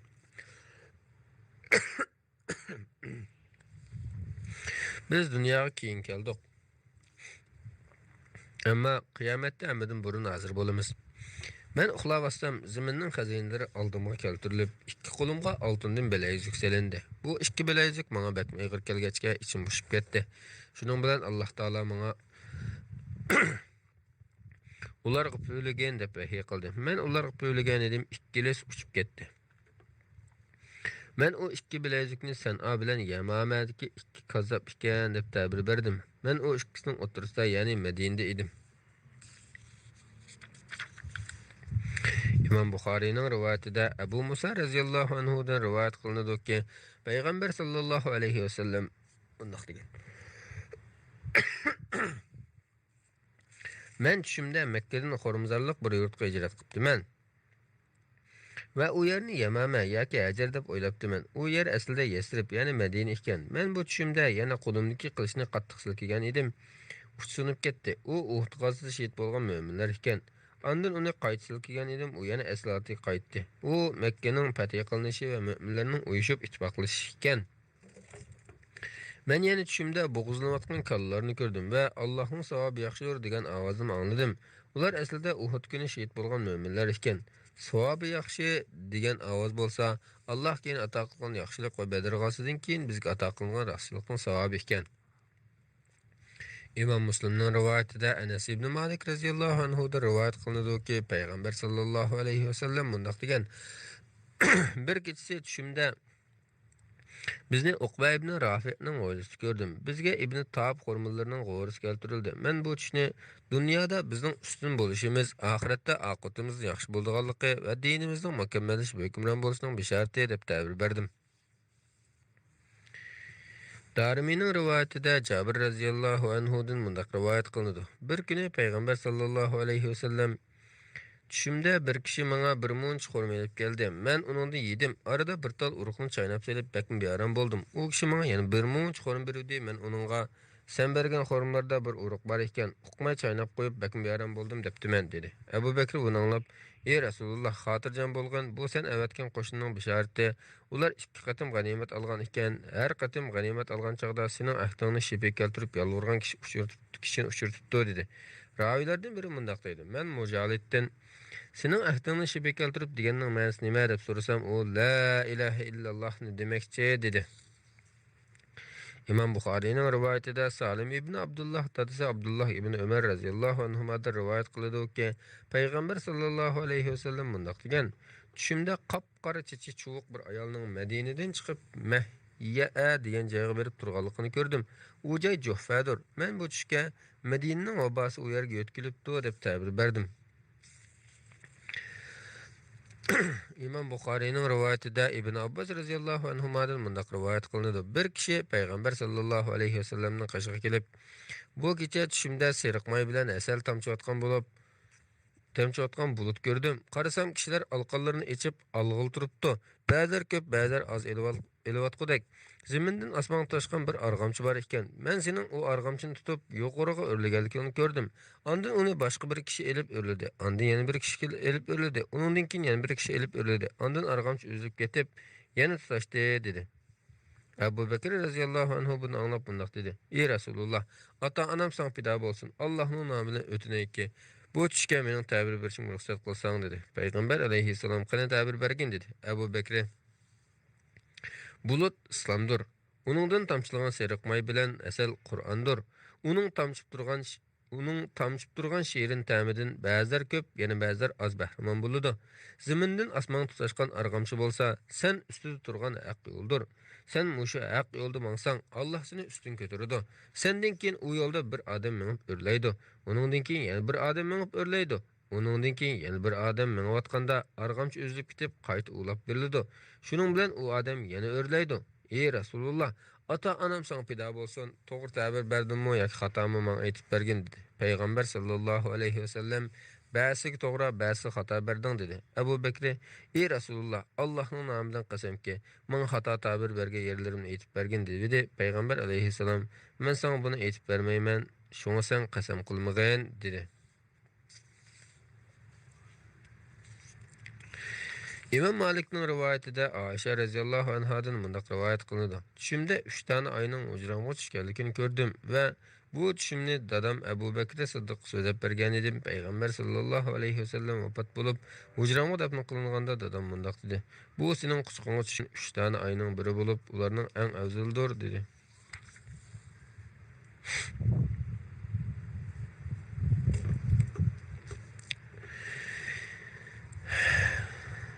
İmam Müslim'nin rivayetinde Cabir radhiyallohu anhu'dan rivayet kılındı ki Peygamber sallallahu aleyhi ve sellem mundaq degan: "Kimki meni tushida ko'rsa, haqiqatan meni ko'rgan bo'ladi. Chunki shayton mening suratime kirolmaydi. Biringlar yomon tush ko'rib qolsa, uyqudagi chaqda shaytonning uni avar qilib o'ynaganligini hech kimga deb yurmasin."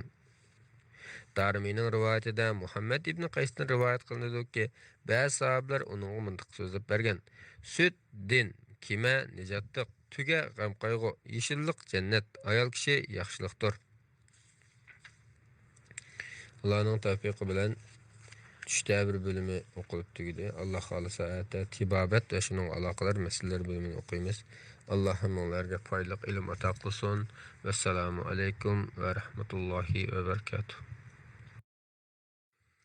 Bismillah, elhamdülillah ve salatu ve selamu ala Resulillah amma ba'du. Assalamu alaikum ve rahmetullahi ve berekatuh.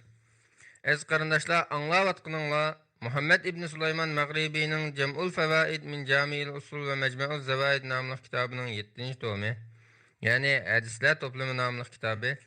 Biz hozir tibobat va shuningga aloqador masalalar bo'limini o'qiymiz. Tirmizining sahih rivoyatida Aqqar Atsi Mughira ibn Shu'ba radhiyallohu anhudan rivoyat qiladi-ki, Payg'ambar sallallohu alayhi va sallam mundaq degan: "Kimki dog'lansa yoki ma'nisi noma'lum so'zlarni o'qiydigan kishiga dam soldirsa, tavakkul qilmagan bo'ladi." Tirmizining sahih rivoyatida Uqba ibn Amir Juhani radhiyallohu anhudan rivoyat qilinadi-ki, Payg'ambar sallallohu alayhi va sallam mundaq degan: "Bemorlaringlarni tamoqqa zo'rlamanglar, chunki Alloh ularni yegizib, ichkizib turadi."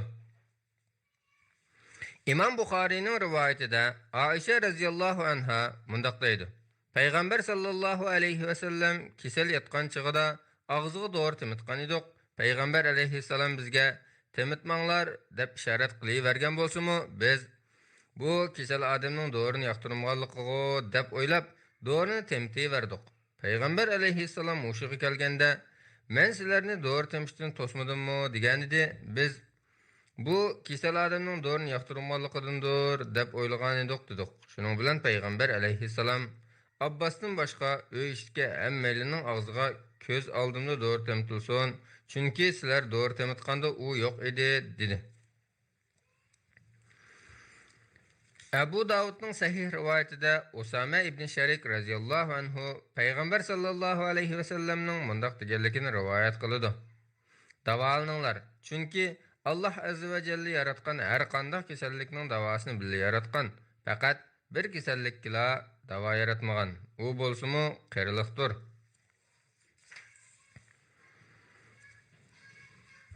Abu Davud'un sahih rivayetinde İbn Abbas radıyallahu anhumadan rivayet kılındı ki Peygamber sallallahu aleyhi ve sellem burnuğa doğru temitkan. Abu Davud'un Hasan rivayetinde Qays'nin kızı Ummu Munzir Ansariye radıyallahu anhadan mundaq rivayet kılındı. Peygamber sallallahu aleyhi ve sellem Ali radıyallahu anhu bilan billa qashimga kirib keldi. Ali kesel bulup qilib texi yanılı saqaygan idi. Uyimizde şaxları bilen esip qoyulgan xorma qo'rilar bar edi. Peygamber sallallahu aleyhi ve sellem onundan üzüp yeyishga başladı. Alimu o'rnidan turib yemekçi bo'luvdi. Peygamber aleyhisselam onunğa "To'xta, sen texi amdil saqayib qopding" dedi. Şunun bilen Ali to'xtadi. Men arpa bilan qizilchida tamoq tayyorlab ekilib edim. Peygamber aleyhisselam "Ey Ali, buningni yegin. Bu sana bek foyda qiladi" dedi. İmam Müslim'nin rivayetinde Sahl ibn Said radıyallahu anhu'dan Peygamber sallallahu aleyhi ve sellem'nin Uhud gazasındaki gayrısı hakkında sorulgan idi. O mundaq dedi. Peygamber sallallahu aleyhi ve sellem'nin yüzü yaralandı. Bir tal yançı sundurulup beşetki dubulğusu çıkıp etildi. Fatime kan yudi. Eli dubulğuda su ekilip kuyup verdi. Fatime kanның teximi ulğuyup çıkıvatqanlığını görüp, boğrunu köydürüp külünü yarığı bastı. Şundula kan to'xtab qoldi. Tirmizining sahih rivoyatida Abu Azim radhiyallohu anhudan mundaq rivoyat qilinadi.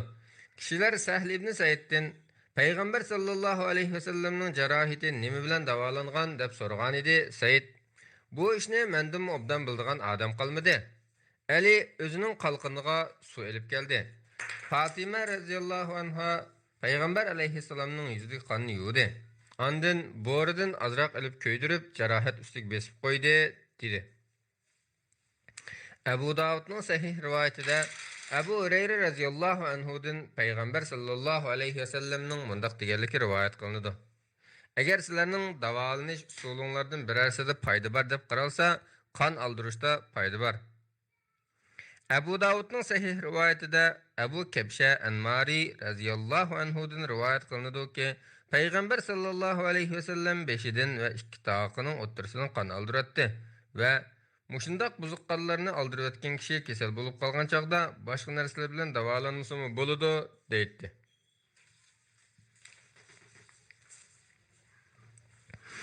Abu Davud'un sahih rivayetinde Cabir radıyallahu anhu'dan rivayet kılındı ki Peygamber sallallahu aleyhi ve sellem kassidagi og'riq sababidan kassidan qon aldırgan. İbn Majah'ның Hasan rivayetinde İbn Ömer radıyallahu anhuma Nafi'qa mundaq degan: "Ey Nafi', qon elib qo'yadigan odamdan birini tep kelgin. Qon besmim o'rlab ketdi. Qon alg'uchi yosh odam bo'lsin, qari yoki kichik bola bo'lmasin." Payg'ambar sallallohu alayhi vasallam bizga mundaq degan edi: "Nashti qilmay turib qon aldirish eng foydalidir. U aqlni oshiradi, as tutish qobiliyatini o'stiradi. Kimga qon aldırmoqchi bo'lsa, payshanba kuni Allohning nomini atab aldirsin. Juma, shanba va yakshanba kunlarida qon aldırmanglar. Dushanba, seshanba kunlari qon aldiringlar. Chorshanba kuni aldirmanglar. Chunki u kunda Ayyub alayhissalom kasalga mubtalo bo'lgan. Maxo kesali bilan oq kasal chorshanba kuni yoki chorshanba kechasi paydo bo'ladi." Tirmizining sahih rivoyatida Anas radhiyallohu anhu mundaq degan: Peygamber sallallahu aleyhi ve sellem boynunun iki tarafından ve iki tarafının o'ttirisidan qon aldıratdı. Bunu ayının 17'si, 19'i ve 21'de qılattı. Abu Davud'un sahih rivayetinde Anas radıyallahu anhu'dan rivayet kılındı ki Peygamber sallallahu aleyhi ve sellem boynunun iki tarafından ve iki tarafının o'ttirisidan 3 qitim qon aldırgan.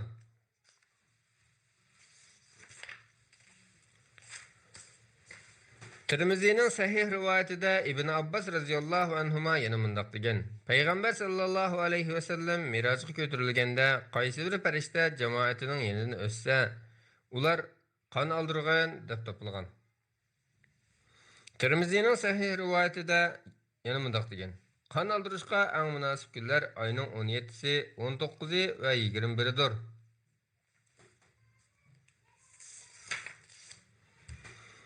Abu Davudning Hasan rivoyatida Abu Hurayra radhiyallohu anhudan payg'ambar sallallohu alayhi va sallamning mundaq deganligi rivoyat qilinadi. Kimki oyning 17-si, 19-i va 21-chi kunlari qon oldirsa, har qanday kasalga shifo bo'ladi.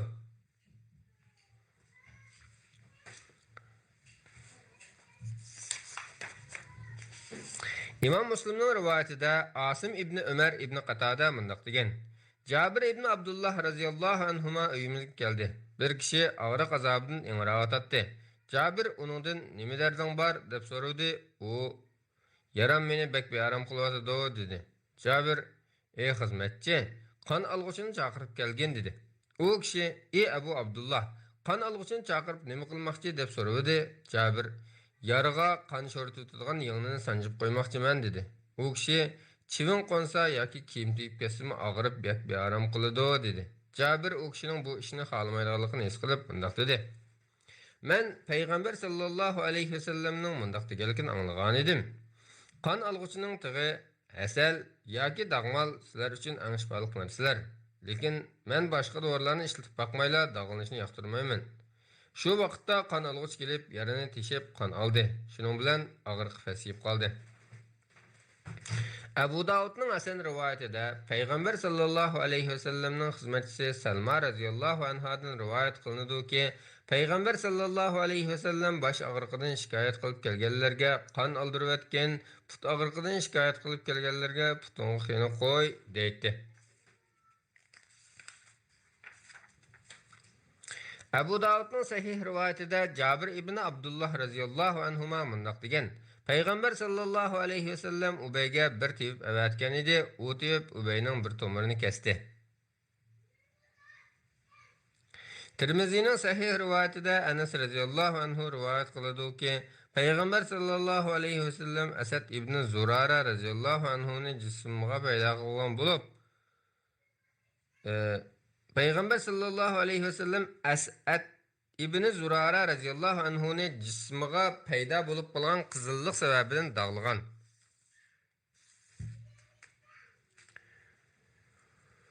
Tabranining raviylari ishonchli rivoyatida Muhammad ibn Abdurrahman ibn Asad ibn Zurara tag'isidan rivoyat qiladi-ki, Payg'ambar sallallohu alayhi vasallam Asad ibn Zurara radhiyallohu anhuning qo'lini dog'laganda o'lib qolgan. Keyin Payg'ambar alayhissalom Yahudilar buni yomon o'lim deb qaragan. Hamrohini qutqizvasi bo'lmamdi deyishidi. Men uni hatto o'zimni ajal kelgani qutqiza olmayman degan.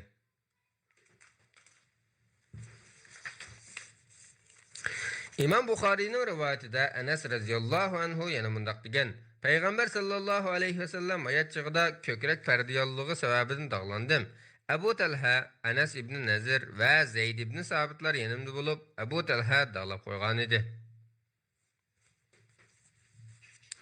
İmam Ahmadning raviylari sahih hadisning raviylari bo'lgan rivoyatida Aisha radhiyallohu anhadan rivoyat qilinadi-ki, Payg'ambar sallallohu alayhi vasallam mundaq degan: Dağlaşning o'rniga tengib qo'ysa, barmoqni galoq tiqishning o'rniga doğru temizsa, püylashning o'rniga og'ziga doğru temizsa, texim yaxshi bo'ladi.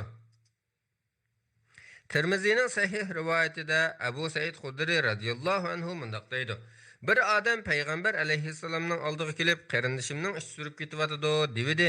Payg'ambar alayhissalom uningga qarindishingga asal ichkizgan dedi.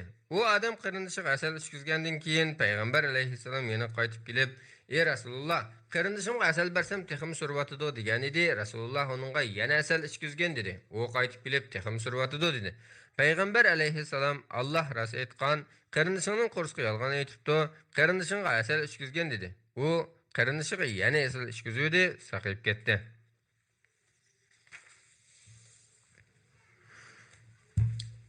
İmam Buxoriyning rivoyatida Xolid ibn Said mundaq rivoyat qiladi: Biz Madinaga qarab yo'lga chiqdik. G'olib ibn Abjarmo biz bilan birga bo'lib, u yo'lda kasal bo'lib qoldi. Uning kasali saqaymay turib Madinaga yetib keldik. Ibn Abu Atiq uni yo'qlab kelib bizga mundaq dedi: Siyadan ishiltinglar. Siyadan 5 yoki 7 talni ezib, bir qancha tomchi zaytun yig'i bilan burunning ma'o tarafiga, Mav tarafiga, yani burunun ikki to'shkiga temtirtinglar. Chunki Oysha radhiyallohu anhaning menga aytib berishicha, u payg'ambar alayhissalomning siyadan samdan boshqa har qanday kasallik shifodir deganligini anglagan ekan va sam degan nima deb so'rasa, payg'ambar alayhissalom o'lim deb javob bergan ekan. İmam Buxariyning rivoyatida Said radhiyallohu anhudan rivoyat qilinadiki, payg'ambar sallallohu alayhi vasallam mundaq degan: kimki har kuni 7 tal ajri xurmasini nashta qilsa, shu kuni uningga zahar yoki sehr ta'sir qilmaydi. İmam Muslimning rivoyatida Said radhiyallohu anhudan rivoyat qilinadiki, payg'ambar sallallohu alayhi vasallam mundaq degan: kimki har kuni Madinaning 2 sayliqi o'ttirsida bo'ladigan ajri xurmasidan 7 tal yeb nashta qilsa, shu kuni kechgacha uningga zarar ta'sir qilmaydi.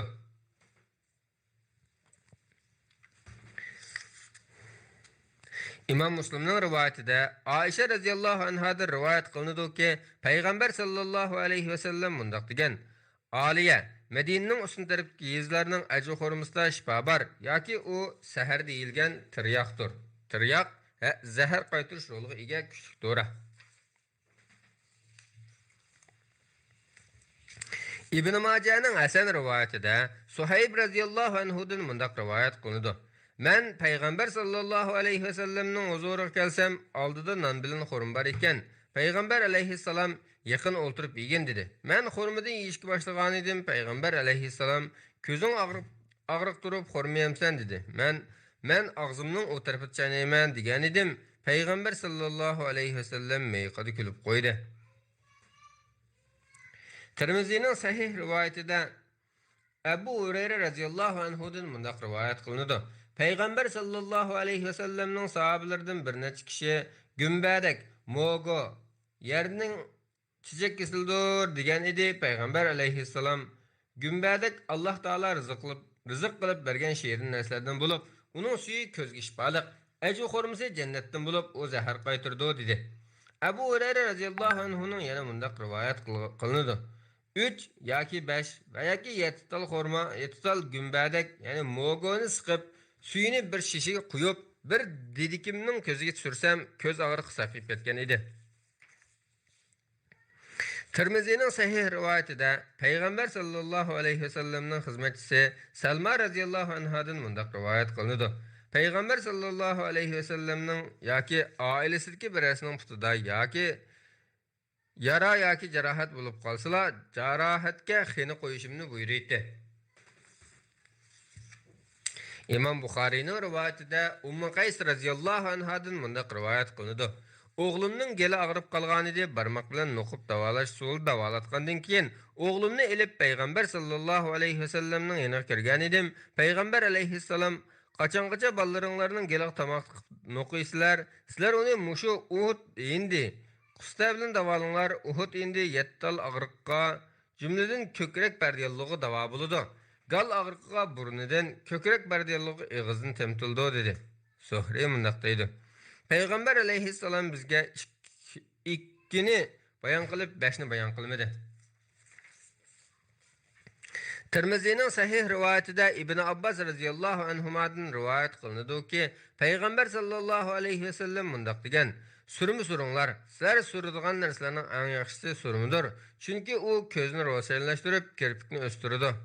Ibn Abbas radhiyallohu anhuma yana payg'ambar sallallohu alayhi vasallamning bir surma qutisi borligini, uning bilan har kishisi o'ng ko'ziga 3 qatim, so'l ko'ziga 3 qatim surma suradiganligini aytgan.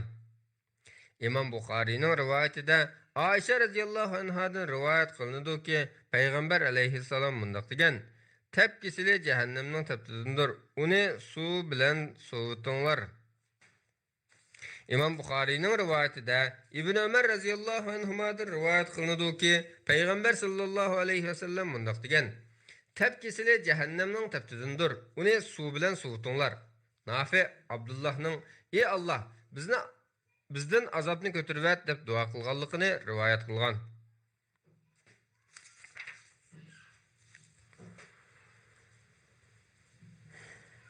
İmam Buxariyning rivoyatida Urvadan mundaq rivoyat qilinadi: Oysha radhiyallohu anha kasal odamga va hozir kishilarga talbin, ya'ni kepak, süt ve asaldan kılıngan şorpa kılıp berişki buyuruydu.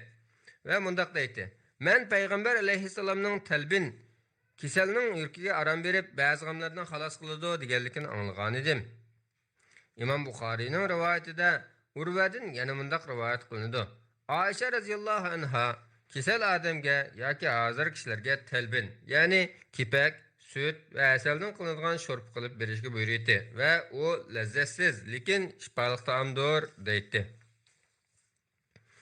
İmam Buxariyning rivoyatida Urvadin yana mundaq rivoyat qilinadi. Ayşe radhiyallohu anha oilasidan bir kishi vafot bo'lsa, hozir ayollar tarqalib, oilasilar bilan eng yaqin kishilarga qolganda bir qozon talbin, ya'ni kipak, süt va asaldan qilinadigan sho'rp qilib berishga buyurdi.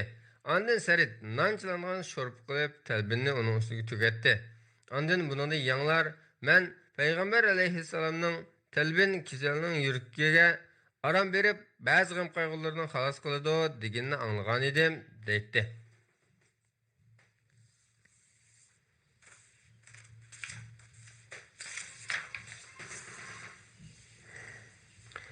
İmam Ahmed'nin ravileri sahih hadisinin ravileri bolgan rivayetinde Enes ibn Malik radhiyallahu anhu'dan rivayet kılındı ki Peygamber sallallahu aleyhi ve sellem olturğuş neri arqaga giriptar bolganlarga Arab qo'yidin o'ttirib boy qara qo'chqorning quyruqini 3 parchalab eritib, har kuni bir parcha ichishni tavsiya qilgan.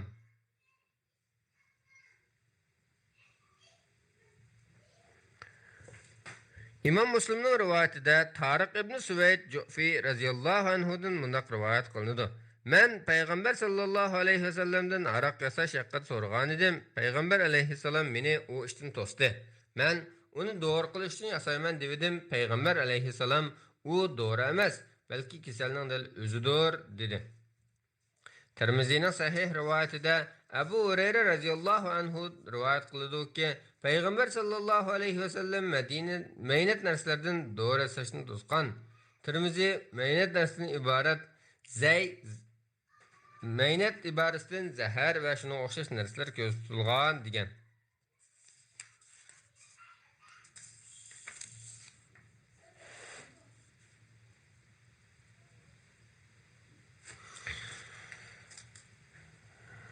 Şunun bilan alhamdulillah tibabat və şunun aloqador masalalarga aloqador birinci bob tugidi. Allohim ularga sog'lom tan ve paylık ilim ata qilsin. Assalamu alaykum ve rahmetullahi ve berekatuh. Nihayet şefqatlik ve mehriban Allah'ın ismi bilan başlayman. Cimi madihiye bizni dinsizlik ve aqidesizlik patqoqlaridan chiqarib, merhameti ve köyünüşü bilan hidayet yoluga salgan, özünü tunish ve özgülü qulchilik qilish imkoniyati ata qilib, haq yo'lda yurishga muyassar qilgan Alloh taologa bo'lsin. Allah'ın rahmeti ve salimi ikki dünya serdari, peygamberler hatimisi ve rahmet peygamberi, yolbaşımız Muhammed aleyhisselamga hem de u zatning oil tavalariga, hürmetlik sahabelerge, şundaqla u zatning yo'lida yurgan ve kıyametki kadar onun yoluga samimiyet bilen ergeşkenlerge bolsun. Anlavatqınınla Muhammed ibn Süleyman Maghribi'nin Hadisler Toplum namlı kitabının 7. tomu. Bugün okuyduğunumuz dam selish, tumar esish, ko'z tigish ve shuningga o'xshagan ishlarga aloqador sahih hadislar. İmam Müslimning rivoyatida Ibn Abbas radhiyallohu anhuma rivoyat qiladi-ki, Payg'ambar sallallohu alayhi ve sellem mundaq degan: "Bütün ümmet menga ko'rsatildi. Ba'zi payg'ambarlar bir muncha kishilar bilan birga o'tsa, ba'zilari o'z yolg'iz o'tadi. Shu arada nihayet çoğun bir top cemaat ötüşke başladı. Men bu mening ümmetim deb o'yladim. Lekin bana yo'q, bu Musa ve onun ümmeti değildi. Andın bana ufuqqa qarag'an değildi. Qarg'udek bo'lsam ufuq qap-qara bo'lib ketibdi. Bana yana mavi taraflarga qarag'an değildi. Qarab boqqudek bo'lsam ufuqning hammali tarafini qaraliq besib ketibdi. Mana bu sening ümmeting. Ulardan 70 bin adam cennetke hesapsız, azapsız kirdi deyildi. Peygamber aleyhisselam ularning sifatlarini bizga bayon qilib bermay uyga kirib ketdi. Sahabeler cennetke hesapsız, azapsız kiradigan 70 bin kishi haqida tahlil qilishib, ba'zilar Belkim ular Peygamber aleyhisselamның sahabileridir dese, yana ba'zilar belkim İslamiyettin keyin tug'ilib Allohga shirik keltirib baqman avlodlarimizdir deyishib, o'xshamagan fikrlarni bayon qilishdi. Shu arada Peygamber aleyhisselam sirtqa chiqib, nima to'g'riliq talash tartish qilyapsizlar dedi. Sahabilar ahvolni aytgan edi. Peygamber aleyhisselam ular jahiliyet ruqiyisini, demedisini o'qimagan, o'qitmagan, shumpal almagan, o'z Rabbiga tavakkul qilgan kishilardir dedi. Ukasha ibn Mihsan, ey Rasulullah, mening shulardan bo'lishimga duo qilgin degan edi. Peygamber aleyhisselam sen shulardansan dedi. Yana bir odam o'rnidan turib, meningmi shulardan bo'lishimga duo qilgin degan edi. Peygamber aleyhisselam Ukasha sendan burun davoldi dedi. İbn Majah'ның sahih rivayetida Mughira ibn Shu'ba radhiyallohu anhu'ның o'g'li Aqqar dadasidan rivayet qiladi-ki, Peygamber sallallohu alayhi ve sellem bundaq degan: Kimki dağlansa yoki jahiliyet demedisini o'qisa, tavakkülden ajragan bo'ladi. Abu Davud'ның sahih rivayetida Abdullah ibn Mas'ud'ның ayoli Zeynep radhiyallohu anhadan bundaq rivayet qilinadi. Abdullah bana Peygamber sallallahu aleyhi ve sellem'nin dem selish, tumar esish ve ısıtqı soğutqı qilish şerikdir deganligini aytgan edi. Men nimish qundaq deysan, mening ko'zim og'rib, chapaq besib ketgan edi. Falan Yahudining qishiq berib dam soldirdim. Shu Yahudi salgan dam bilan ko'zim saqib qolgan edi desam, Abdullah u degan shayton qilgan ish. Uni o'z qo'li bilan nuqib qo'ydi. Dam solganda uningda yaroqlashidi. Sen Peygamber sallallahu aleyhi ve sellem degandek, ey haloyiqning parvardigori Allah, og'riqni ketkizgin, shifo bergin. Senli shifo berguvchisan, sen bergan shifodan boshqa shifoliq yo'q. Bizga kesal bidari qo'ymaydigan shifoliq ato qil degan bo'lsang, shu kifoya qilat emasmi? dedi. Abu Davud'ның sahih rivayetida Jabir ibn Abdullah radhiyallohu anhumadan mundaq rivayet qilinadi. Peygamber sallallahu aleyhi ve sellem'den Sihirni qaytirish haqida so'ralgan edi. U shaytonning ishlaridan biri deb javob berdi. Tirmizining Hasan rivoyatida İsa ibn Abdurrahman ibn Abu Layla mundaq deydi. Abdullah ibn Ukaym Abu Ma'bad Juhani kasal bo'lib qolgan edi. Uni yo'qlab kirsam, u qizirib ketibdi. Men bir narsa esib olsam bo'lmamdi desam, u undaq qilgandan o'lgan yaxshiroq. Payg'ambar sallallohu alayhi va sallam kimki bir narsa esib olsa, uning ishi shu narsaga tashlab qo'yiladi degan edi, dedi. İmam Muslimning rivoyatida Avf ibn Malik Ashja'i radhiyallohu anhudan mundaq rivoyat qilinadi. Biz jahiliyat davrida dam salatdik. Peygamber sallallahu aleyhi ve sellem'den, ey Resulullah, bununla qanday qaraysan deb so'rasak, Peygamber aleyhisselam, saladigan demlaringlarni men ko'rstinglar. Şirik aralashmasılar demsalsı bo'ladi dedi. İmam Müslim'nin rivayetida Jabir radhiyallohu anhudan rivayet qilinadi ki, Peygamber sallallahu aleyhi ve sellem dem selishdan to'sqan. Keyin Amr ibn Azm ailesi bilan kelib Peygamber sallallahu aleyhi ve sellem'ge, ey Resulullah, bizde burundan tartib chayin chaqib olsa dem saldigan demeydi bar edi. Lekin sen dem selishdan to'sibsan degan edi. Peygamber aleyhisselam, saladigan demlaringlarni men ko'rstinglar dedi. Ular ko'rsatdi. Peygamber aleyhisselam, buningda hech qanday masala yo'q ekan, qaysinglar o'z qarindoshga foyda yetkazsa yetkazsin dedi. Tirmizining sahih rivoyatida Ubayd ibn Rifa'a Zurqi rivoyat qiladi-ki, Asma binti Umays radhiyallohu anha mundaq degan: Men Peygamber sallallohu alayhi va sallamga, ey Rasulullah, Ja'farning farzandlariga bek tiz ko'z tegidi. Ularga dam soldirib qo'ysam bo'lamdi degan edim. Peygamber alayhissalom, ha, navoda taqdirning oldiga o'tadigan bir narsa bo'ladigan bo'lsa, ko'z cho'qim o'tib ketgan bo'ladi dedi. İmam Müslim'nin rivayetida Anas radhiyallohu anhudan mundaq rivoyat qilinadi. Peygamber sallallohu alayhi ve sellem tarafidan bizga chayon chaqib olganda, yiringdab qolganda ve ko'zlakkanda demsilishga ruxsat qilindi. İmam Müslim'nin rivayetida Peygamber sallallahu aleyhi ve sellem'nin ayoli Ummu Salama radhiyallohu anhadan mundaq rivoyat qilinadi. Peygamber alayhissalom bir dedikimning chiroyining sarg'ayib ketganligini ko'rib, uningga ko'z tegibdi, dam soldiringlar, dedi.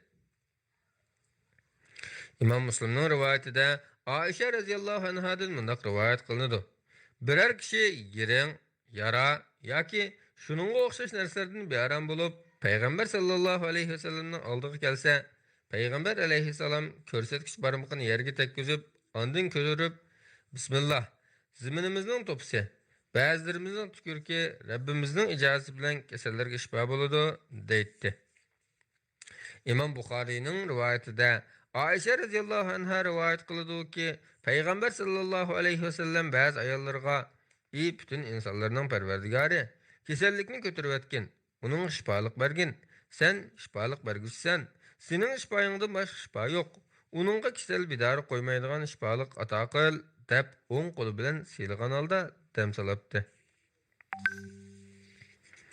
Allahumma rabban nasi azhibil ba'si ishfi ve enteş şafi la şifa'a illa şifa'uk şifa'an la yugadiru saqama. İmam Müslim'in yana bir rivayetinde mundaq kelgan. Payg'ambar sallallohu alayhi vasallamning kesili og'irlashganda men qo'lidan tutib, payg'ambar alayhissalom burun ayollari qilgandek, ya'ni dam solganda qilmoqchi bo'lib edim, qo'lini tortib oldi. Ondan: "Ey Alloh, meni mag'firat qilgin, meni jannatga hamrohlarim bilan birga qilgin", dedi. Ondan jimib qoldi. Berib qarasam, jon uzibdi.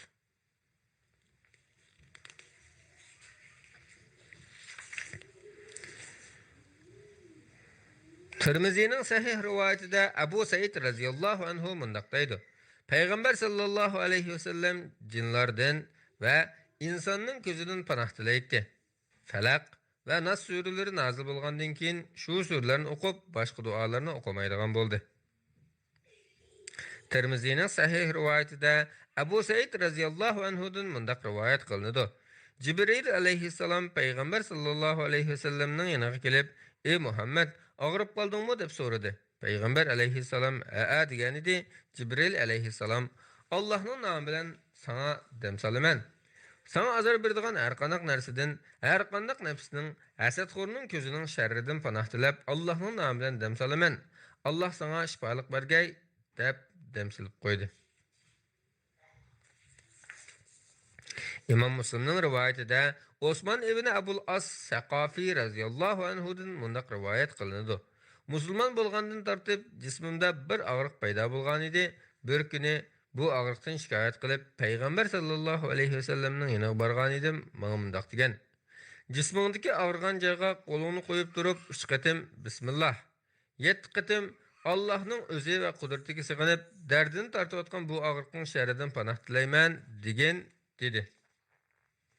İmam Buxariyning rivoyatida Abu Said radhiyallohu anhudan mundaq rivoyat qilinadi: Payg'ambar sallallohu alayhi vasallamning sahobalaridan bir turkum kishilar safarga chiqib, arab qabilalaridan biriga tushdi. Sahobalar ulardan o'zlarini mehmon qilishni so'ragan edi. Ular mehmon qilishga unimidi. Dal shu chaqda u qabilaning boshlig'ini chayon chaqib oldi. Ular qilgudek amallarni qildi, lekin unumi bo'lmadi. Aradan biri: "Avu musofirlarning qishig'i berib baqayli, birarsining amali bo'lib qilishi mumkin", dedi. Ular kelib: "Ey jamoat, bizning boshlig'imizni chayon chaqib olib, qilgudek amallarni qilib bo'ldik, lekin unumi bo'lmadi. Birarsinglarning amali bormi?" deb so'radi. Aradan biraylan: "Ha, bor. Allohning nomi bilan qasamki, men dam solaman, lekin sizlarga bizni mehmon qilinglar desak unumidinglar. O'qiganga bir narsa bermoq o'qimayman", dedi. Shuning bilan ular bir to'p foda berishga ma'qul bo'ldi. Heliqi kishi berib sura Fatihani o'qib yurib qo'ygan edi. Kasal odam o'rnidan dast turib menib ketdi. Ular berish kutishgan haqqini to'liq berdi. Ba'zilar qo'yni taqsim qilamiz degan edi. Dam solgan odam taqsim qilmay turib payg'ambar alayhissalomning yoniga berib ahvolni bildirayli va uning amriga ko'ra ish qilayli, dedi. Shunda qilib ular payg'ambar alayhissalomning yoniga qaytib kelib ahvolni bayon qilibdi. Payg'ambar alayhissalom uning dam ekanligini qanday bilding deb so'ragan edi. So'ragandan keyin kulimsirgan holda: "To'g'ri qilibsizlar, taqsim qilinglar. Menga bir ulush ilib qo'yinglar", dedi.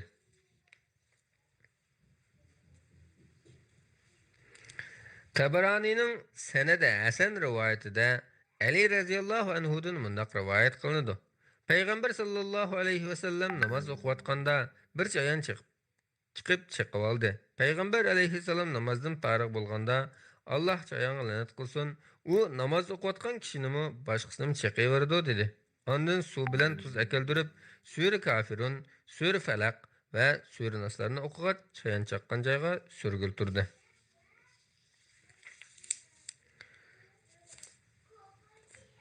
Abu Davudning sahih rivoyatida Xarija ibn Sal Tamimi tog'isining mundaq deganligini rivoyat qiladi. Biz payg'ambar sallallohu alayhi vasallamning qishidan yurib, arab qabilalaridan biriga kelib tushdik. Ular biz sizlarning u kishi, ya'ni payg'ambar alayhissalomning qishidan yaxshilik olib kelganliklaringizdan xabar topdik. Sizlarda dora yoki damsaldigan duo bormi? Chunki bizning bir odamimiz elishib qolgan edi, uni kishallab qo'ydik degan edi. Biz ha dedik. Ular elishib qolgan odamni elib keldi. Men uningga Qur'onning Fatihasini 3 kun atigan va kechda o'qidim. Her qatim o'qib bo'lganimda tükürkümni yig'ib, uningga tükürdüm. 3 kundan keyin u sallamaza saqib ketdi. Ular menga hadiya bermoqchi bo'lgan edi. Men yo'q, oldi bilan payg'ambar sallallohu alayhi vasallamdan so'rab baqay dedim. Payg'ambar alayhissalom, "Yesang bo'ladi, ömrüm bilan qasamki, batıl dam selib non yeydiganlar bor. Sen haq dam selib yegan bo'lasan" dedi. Abu Davud'un sahih rivayetinde İbn Abbas radıyallahu anhumadan rivayet kılındı ki Peygamber sallallahu aleyhi ve sellem mundaq degan: Kimki acili kelmegen bir keselni yo'qlab berib, uning qishida 7 qitim Ulug' arshning parvardigori, ulug' Allohning sana shifo ato qilishini so'rayman desa, Alloh taolo cho'qim u kishining kesaliga shifolik beradi. İmam Müslim'nin rivayetinde İbn Abbas radıyallahu anhumadan rivayet kılındı ki Peygamber sallallahu aleyhi ve sellem mundaq degan: Köz tegish haqdir. Navada taqdirning oldiga o'tib ketadigan bir narsa bo'ldigan bo'lsa edi, ko'z o'tib ketgan bo'ladi. Ko'z tekkan kishini davolash maqsadi bilan sizlardan g'usl qilib, suyini berish talab qilinsa, g'usl qilib beringlar. Abu Davud'ның senedi sahih rivayetinde Aişe radıyallahu anhadan mundaq rivayet kılındı. Peygamber sallallahu aleyhi ve sellem közü tekken kişiге taharat aldırıp, andın köz tekken kişini şu taharat suyida g'usl qilishga buyurdi.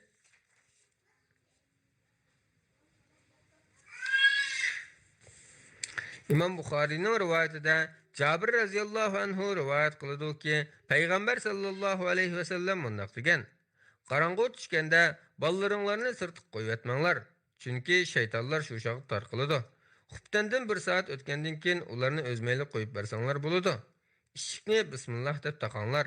Tulumning og'zini bismillah deb bo'g'inglar.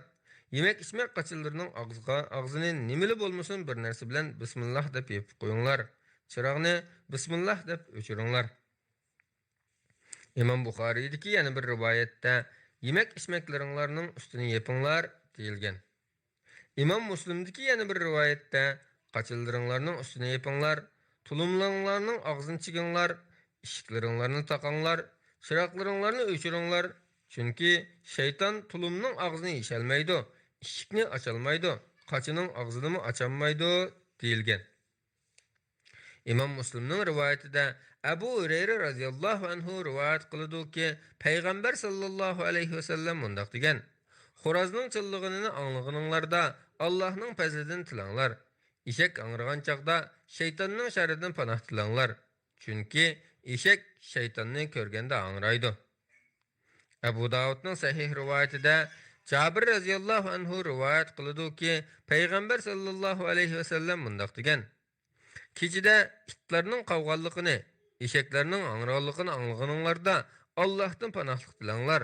Chunki ular sizlar ko'rmagan narsalarni ko'rdi.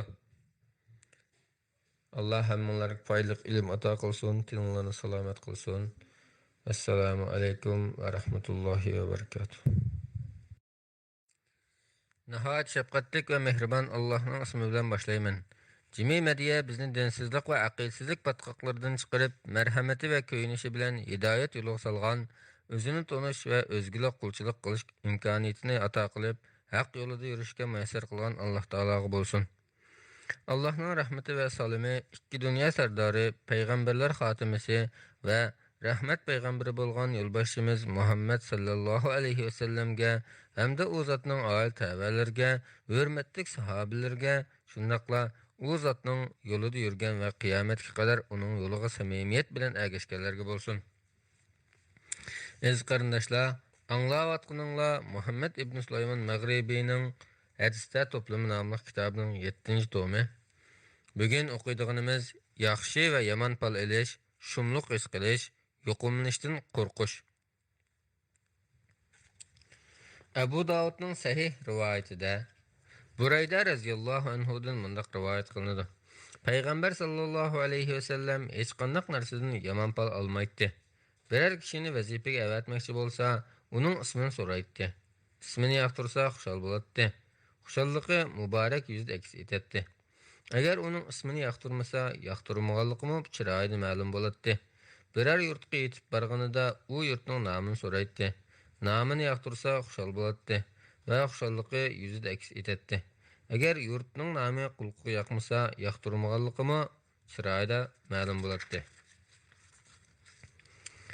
Abu Davudning sahih rivoyatida Abu Hurayra radhiyallohu anhudan mundaq rivoyat qilinadi. Payg'ambar sallallohu alayhi va sallam bir so'zni anglab, u so'zni yoqtirib qoldi-da, biz sening og'zingdan yaxshi pul oldik dedi. Tirmizining sahih rivoyatida Anas ibn Malik radhiyallohu anhudan mundaq rivoyat qilinadi. Payg'ambar sallallohu alayhi va sallam biror ishni qilmoqchi bo'lib sirtqa chiqqanda, "Ey yo'l topquchi, ey ayş ravo bo'lguchi" degandek so'zlarni anglashni bekmi yoqtiradi.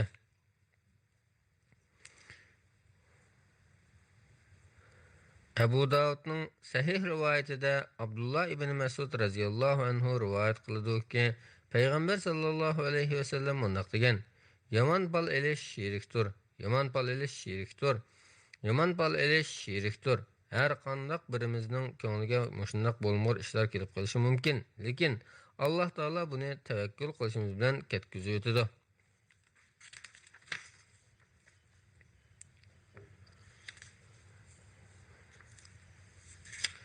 İmam Ahmed'nin ravileri sahih hadisinin ravileri bulgan rivayetinde Ebu Aslan'dan mundaq rivayet kılındı. İki kişi Ayşe radhiyallohu anh'ın huzuruna kelib onunğa Ebu Hurayra radhiyallohu anhu bizge Peygamber sallallahu aleyhi ve sellem'nin şumluq degan at, xotun ve öydül boludu deganligini aytib berdi degan edi. Ayşe g'azablanib kesilib ketdi ve Furqanni, yani Qur'onni Muhammedga nazil qilgan zotning nomi bilan qasamki, Payg'ambar sallallohu alayhi va sallam hargiz mundaq demagan. Balki Payg'ambar alayhissalom jahiliyat davridagilarning shu narsalardan shumpal oldiganligini aytgan edi, dedi. İmam Ahmedning raviylari sahih hadisning raviylari bo'lgan rivoyatida Ayşe radhiyallohu anha jahiliyat davridagilar shumluq degan at, xotun ve öydü buludu deyişetdi degan. Andın yer yüzüge barliq hadisler ve özanglar uçurgan musibetler biz ularını yaratıştan burun lavhul mahfuz yazılgan. Bu iş şübhesiz ki Allah asandır degan ayetini okugan. Tirmizi'nin sahih rivayetinde Hakim İbn Muaviye radhiyallohu anhu'dan rivayet kılındı ki bu Peygamber sallallahu aleyhi ve sellem'nin şumluq yok, bereket, belkim öyde, ayalda attı buluş mümkün deganligini anglagan. İmam Müslim'nin rivayetinde Cabir radhiyallohu anhu'dan rivayet kılındı ki u Peygamber sallallahu aleyhi ve sellem'nin kesel yoqush, shumpal elish ve sarab, yani çöl ezitqusi degan ishlar mavjud emas deganligini anglagan. İmam Buxariyning rivayetinde Abu Hurayra radhiyallohu anhu'dan mundaq rivayet kılındı. Peygamber sallallahu aleyhi ve sellem kesel yoqush, safar, qo'rsoqda bar deb qaralgan yilon bilan shumpal elish, o'shqdan shumluq his qilish, o'qishdan shumluq his qilish degan ishlar mavjud emas degan edi. Bir Arabiy: "Ey Rasululloh, qumluqda o'tlayotgan terisi kiyikdek parqiraq tugamning yoniga qo'tir tugidan birisi kelib, dumbisini surkivdi, saq tugam qo'tir bo'lib qoldi. Bu qanday ish?" deb so'radi. Payg'ambar alayhissalom: "Sence sening tuganga yaqinlashgan o qo'tir tugini qaysi tuga qo'tir qilib qo'ygandi?" dedi. İmam Buxariyning rivoyatida Ebu Seleme'den mundak rivayet kılındı. Ebu Hureyre radıyallahu anhu Peygamber sallallahu aleyhi ve sellem'nin bir adam kesel tügüllerini başkalarının sak tügüllerine arlaştırıp soğar mısın degenlikini rivayet kıldı.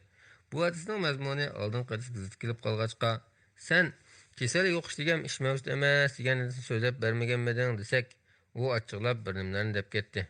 Men uning mushu bir hadisdan boshqa hadisni unutib qolganligini ko'rmadim. İmam Müslim'deki yana bir rivayet kelishicha Abu Salama ya Abu Hurayra raziyallohu anhuning unutib qolganligini yoki ikki hadisdan birining yana birini amaldan qoldirganligini bilolmadim degan.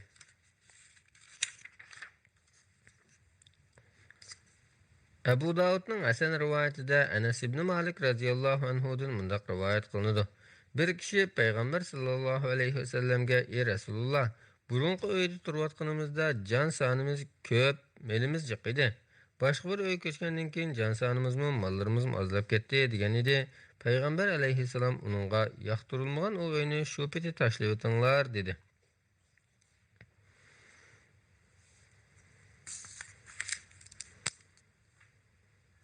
İbn Majah'ның sahih rivayetinde Şerit radıyallahu anhu'dan mundaq rivayet kılındı. Peygamber aleyhisselamga bayat kılgıl kelgen Saqif kabilesinin ömkide Cüzam, mahal keslik mutla bolgan bir kişi var idi. Peygamber sallallahu aleyhi ve sellem onunğa adamı etip, "Biz senden bayat algan bulaylı, kilip yürmeye qaytıp ketken" dedi. İbn Majah'ның Hasan ve sahih rivayetinde İbn Abbas radıyallahu anhuma'da rivayet kılınışça Peygamber sallallahu aleyhi ve sellem Cüzam, yani mahal keslik mutla bolganlarga köp qaramanglar degan.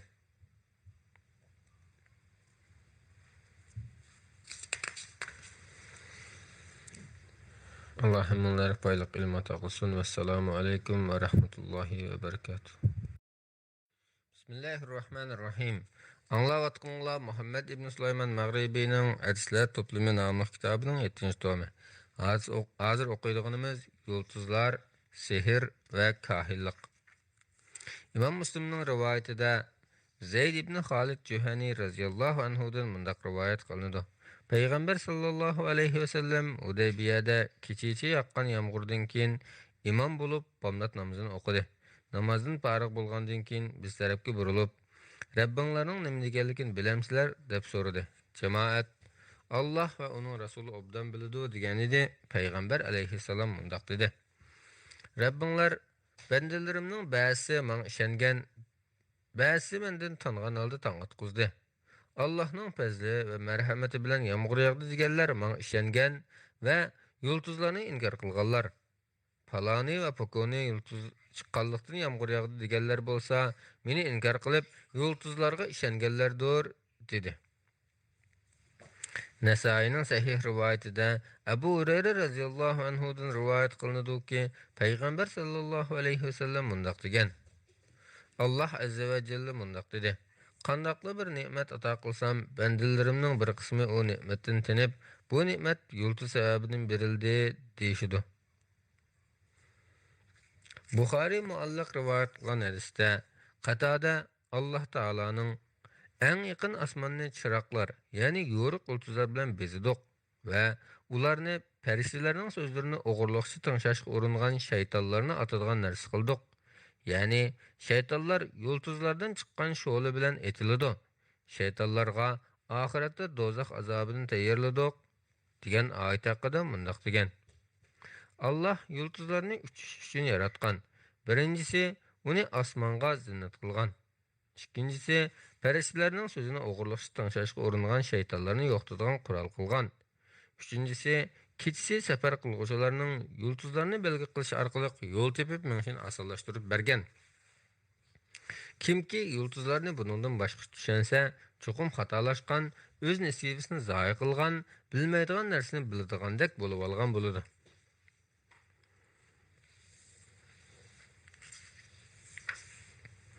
İmam Müslim'nin rivayetinde Abdullah ibn Abbas radıyallahu anhuma'dan rivayet kılındı ki Ensari sahabelerden biri onunğa mundaq söylep bergen. Bir kişisi Peygamber sallallahu aleyhi ve sellem bilen birga o'ltiratdik. Bir yulduz eqib tushib etrafni yo'ritib etdi. Buni ko'rgan Peygamber aleyhisselam Cahiliyet devrida mushundaq ishlar to'g'riliq nima deytdinglar deb so'radi. Biz Allah va uning Rasuli obdan biladi. Biz bu kecha bir ulug' odam o'lib, yana bir ulug' odam tug'ildi ekan deytdik. Degan edik. Payg'ambar alayhissalom undaq dedi. Amaliyotda yulduzlar bir kishining o'limi yoki hayoti uchun aqmaydi. Balki ismi zoti ulug' ham barakatli bo'lgan Rabbimiz biror ishga hukm qilsa, erishni ko'taradigan farishtalar tasbih aytishidi. Undan keyin ostki osmondagilar tasbih aytadi. Shundoq qilib, oxiri tasbih aytish mushu to'van qavatdagi farishtalarga yetib keladi. Ondan erishni ko'taradigan farishtalardan keyingi farishtalar erishni ko'taradigan farishtalardan Parvardigoringlar nima dedi deb so'raydi. Ular Allohning nima deganligini aytib beradi. Shu tariqada osmondagilar bir-biridan so'rab yurib, oxiri u xabar mushu tuvan qavat osmondagilarga yetib keladi. Shu chaqda jinlar u xabarni anglab olib, o'zining yaqin odamlarga, polchi, rammonlarga yetkazadi. Ana shu chaqda ularga yulduz etiladi. Agar ular osmondan anglagan xabarni aynan elib kelgan bo'lsa, bu rost xabar bo'ladi. Lekin ular bir rost so'zga 100 yolg'onni qaytib o'tadi. İmam Buxariyning rivoyatida Aisha radhiyallohu anhadan mundaq rivoyat qilindi. Ba'zilar payg'ambar sallallohu alayhi vasallamdan palchilar to'g'risida so'ragan edi. Payg'ambar alayhissalom ularning so'zi asossiz dedi. Ular lekin ba'zi ishlar palchilarning degandek chiqib qoladi-ku dedi payg'ambar alayhissalom. Aslida ularning aytgani rost so'z bo'lib, u so'zni jinlar o'g'liqcha anglab oladi va yaqinlarining qulqiga xuddi to'xu kuruldigandek kuruldab yetkazadi. Afsuski, ular anglagan bu xabarga 100 yolg'onni qatidi dedi. İmam Buxariyning yana bir rivoyatida ondan uni yaqinlarining qulqiga xuddi to'xuning kuruldigandek kuruldab yetkazadi deb kelgan. To'xum kuruldimdi. İmam Buxariyning rivoyatida Aisha radhiyallohu anhadan mundaq rivoyat qilinadi. Payg'ambar sallallohu alayhi vasallam seyirlanib qilib, qilmagan ishni qilgandek his qilgan bo'lib qoldi. Bir kuni mening qishimda edi. Alloh taologa orqa-orqadan duo qildi.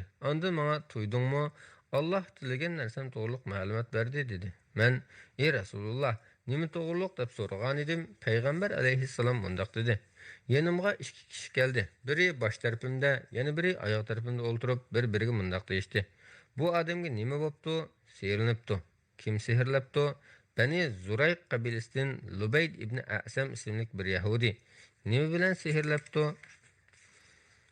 Tağaqqa ilinib qolgan choch bilan erkak xo'rim chechkining bergiga. Sehrlangan narsa hozir nada?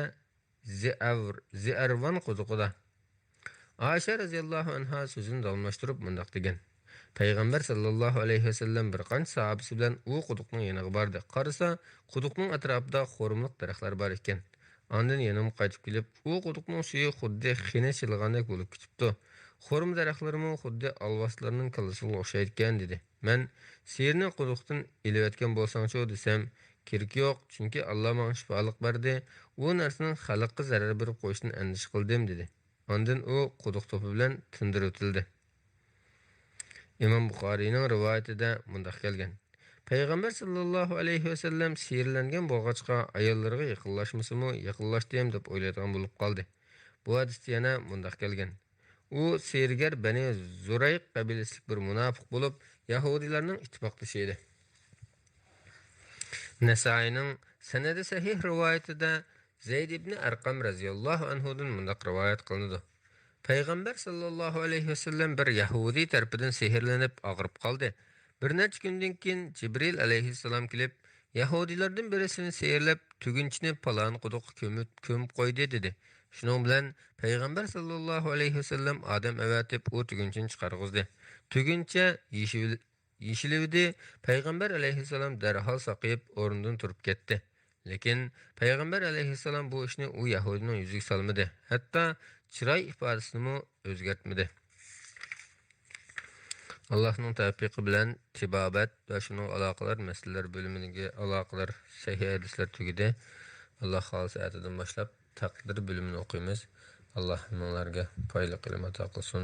Assalomu alaykum va rahmatullohi va barakatuh. Bismillah ve elhamdülillah ve salatu ve selamu ala Resulillah amma ba'd. Assalamu alaikum ve rahmetullahi ve berekatuh. Ez kardeşler, anlavatqınınla Muhammed İbn Süleyman Mağribi'nin hadisler toplamayan Cevmi'ul Fevaid namlı kitabının 7. tomu. Bugün okuyduğumuz takdir bölümü. Adem aleyhisselam bilen Musa aleyhisselamның takdir hakkında talaş tartış kılışı, küçük balalarının hükmü, kaderiye firqasını ayıplaş ve başkalarına alakadar sahih hadisler. Tirmizi'nin sahih rivayetinde Cabir ibn Abdullah radıyallahu anhumadan rivayet kılınadı ki Peygamber sallallahu aleyhi ve sellem mundaq degan: "Bende takdirge, yaxşılık ve yamanlıkның takdir bilen bolduğanlığı iman keltirmegiçe, peshonasiga putilgan narsaning cho'qim yetmay qolmaydiganligini, putilmaganning hargizmi xato etib qolmaydiganligini bilmaguncha mo'min bo'la olmaydi." Abu Davudning sahih rivoyatida Ibn Daylamiydan mundaq rivoyat qilinadi: "Men Ubay ibn Ka'bning qishig'i berib, ko'nglimga taqdir haqida bir narsa kelib oldi. Shunga sen menga bir hadis so'zlab berginki, mushu vasila bilan Alloh qalbimdagi vasvasani yo'q chiqarsa ajab emas" degan edim. U buni hadisni so'zlab berdi. Agar Alloh osmon va zamin ahlini azoblamoqchi bo'lsa, azoblaverdi-ki, ularga zulm qilgan bo'lmaydi. Agar Alloh ular rahmat qilmoqchi bo'lsa, Allohning rahmati ularning amallaridan ko'p afzaldir. Agar u tig'idek oltinni Alloh yo'lida sarf qilsangmi, toki sen taqdirga iymon keltirmaguncha, Alloh uni sendan qabul qilmaydi. Shuni bilishing kerakki, peshonangga putilgan narsa sana cho'qim yetmay qolmaydi. Putilmagan narsa sana hargizmi xato etib qolmaydi. Buningdan boshqa e'tiqod ustida o'lsang, albatta do'zaxga kirasan.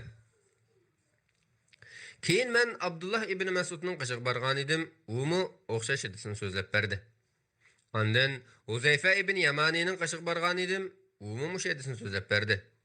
Ondan Zayd ibn Sabitning qishig'i borgan edim. Umi menga Payg'ambar sallallohu alayhi vasallamning mushundoq deganligini so'zlab berdi. Abu Davudning sahih rivoyatida Abu Hafsadan bundoq rivoyat qilinadi: Ubada ibn Sabit radiyallahu anhu o'g'liga bundoq dedi: "Ey o'g'lim, peshonangga putilgan narsaning sana cho'qim yetmay qolmaydiganligini, putilmaganning sana hargizmi xato etib qolmaydiganligini bilmaguncha iymonning ta'mini tetiy olmaysan." Men Payg'ambar sallallohu alayhi vasallamning bundoq deganligini anglagan edim.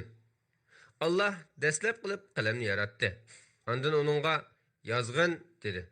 Qalam: "Parvardigorim, nimani yozaman?" deb so'ragan edi. Alloh: "Qiyomat qoyim bo'lgan qadar taqdir qilingan barliq narsalarni yozg'in" dedi. Ey o'g'lim, men Payg'ambar sallallohu alayhi vasallamning yana bundoq deganligini anglagan edim. Kimki mushuningdan boshqa e'tiqod ustida o'lsa, u mendan emas.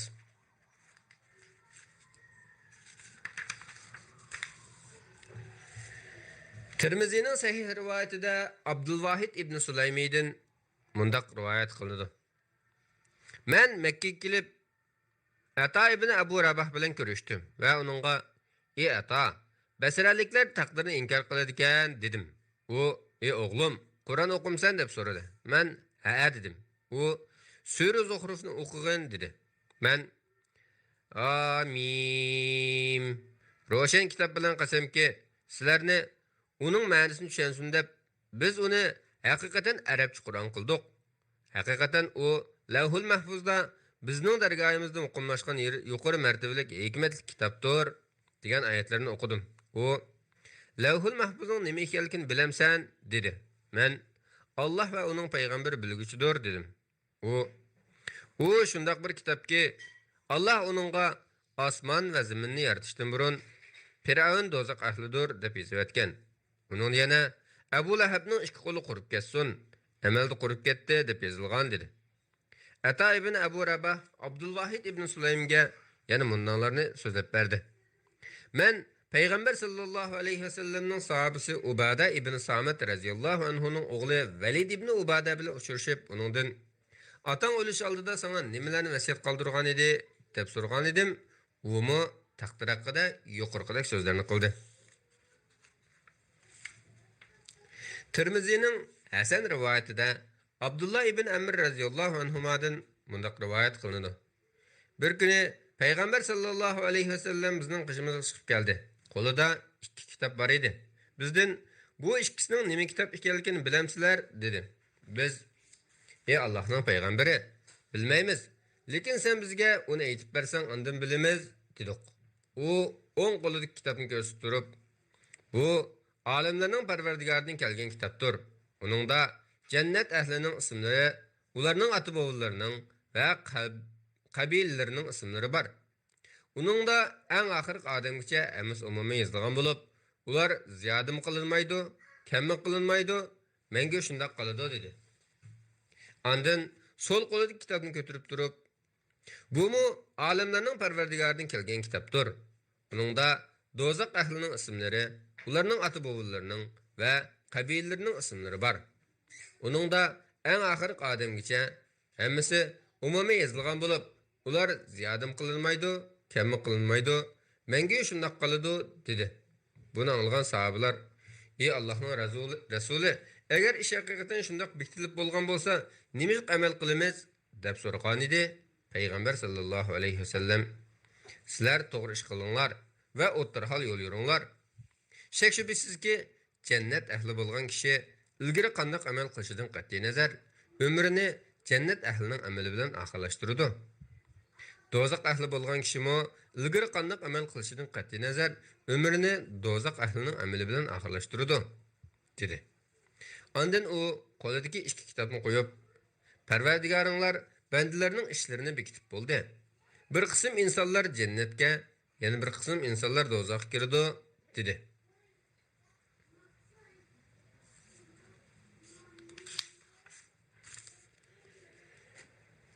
Tirmizining sahih rivoyatida Ibn Abbas radhiyallohu anhudan mundaq rivoyat qilinadi. Bir kuni payg'ambar sallallohu alayhi vasallamning orqasiga mingishib olgan edim. U, ey o'g'lim, men sana bir qancha kalima o'rgatib qo'yay. Allohning buyruqlariga ching yopishqinki, Alloh seni qo'g'daydi. Allohning buyruqlariga izchil amal qilginki, Allohni ko'z oldingda topsan. Bir narsa so'rasang, Allohdan so'ragin. Yordam tilasang, Allohdan tilagin. Bilib qo'yginki, barliq ummat sana foyda yetkazish uchun bir yerga yig'ilsa-mu, Alloh sana tutayotgandan boshqa hech qanday foyda yetkazolmaydi. Agar barliq ummat sana ziyon yetkazish uchun yig'ilsa-mu, Alloh sana tutayotgandan boshqa hech qanday ziyon yetkazolmaydi. Qalamlar ko'tarildi, betlar quridi.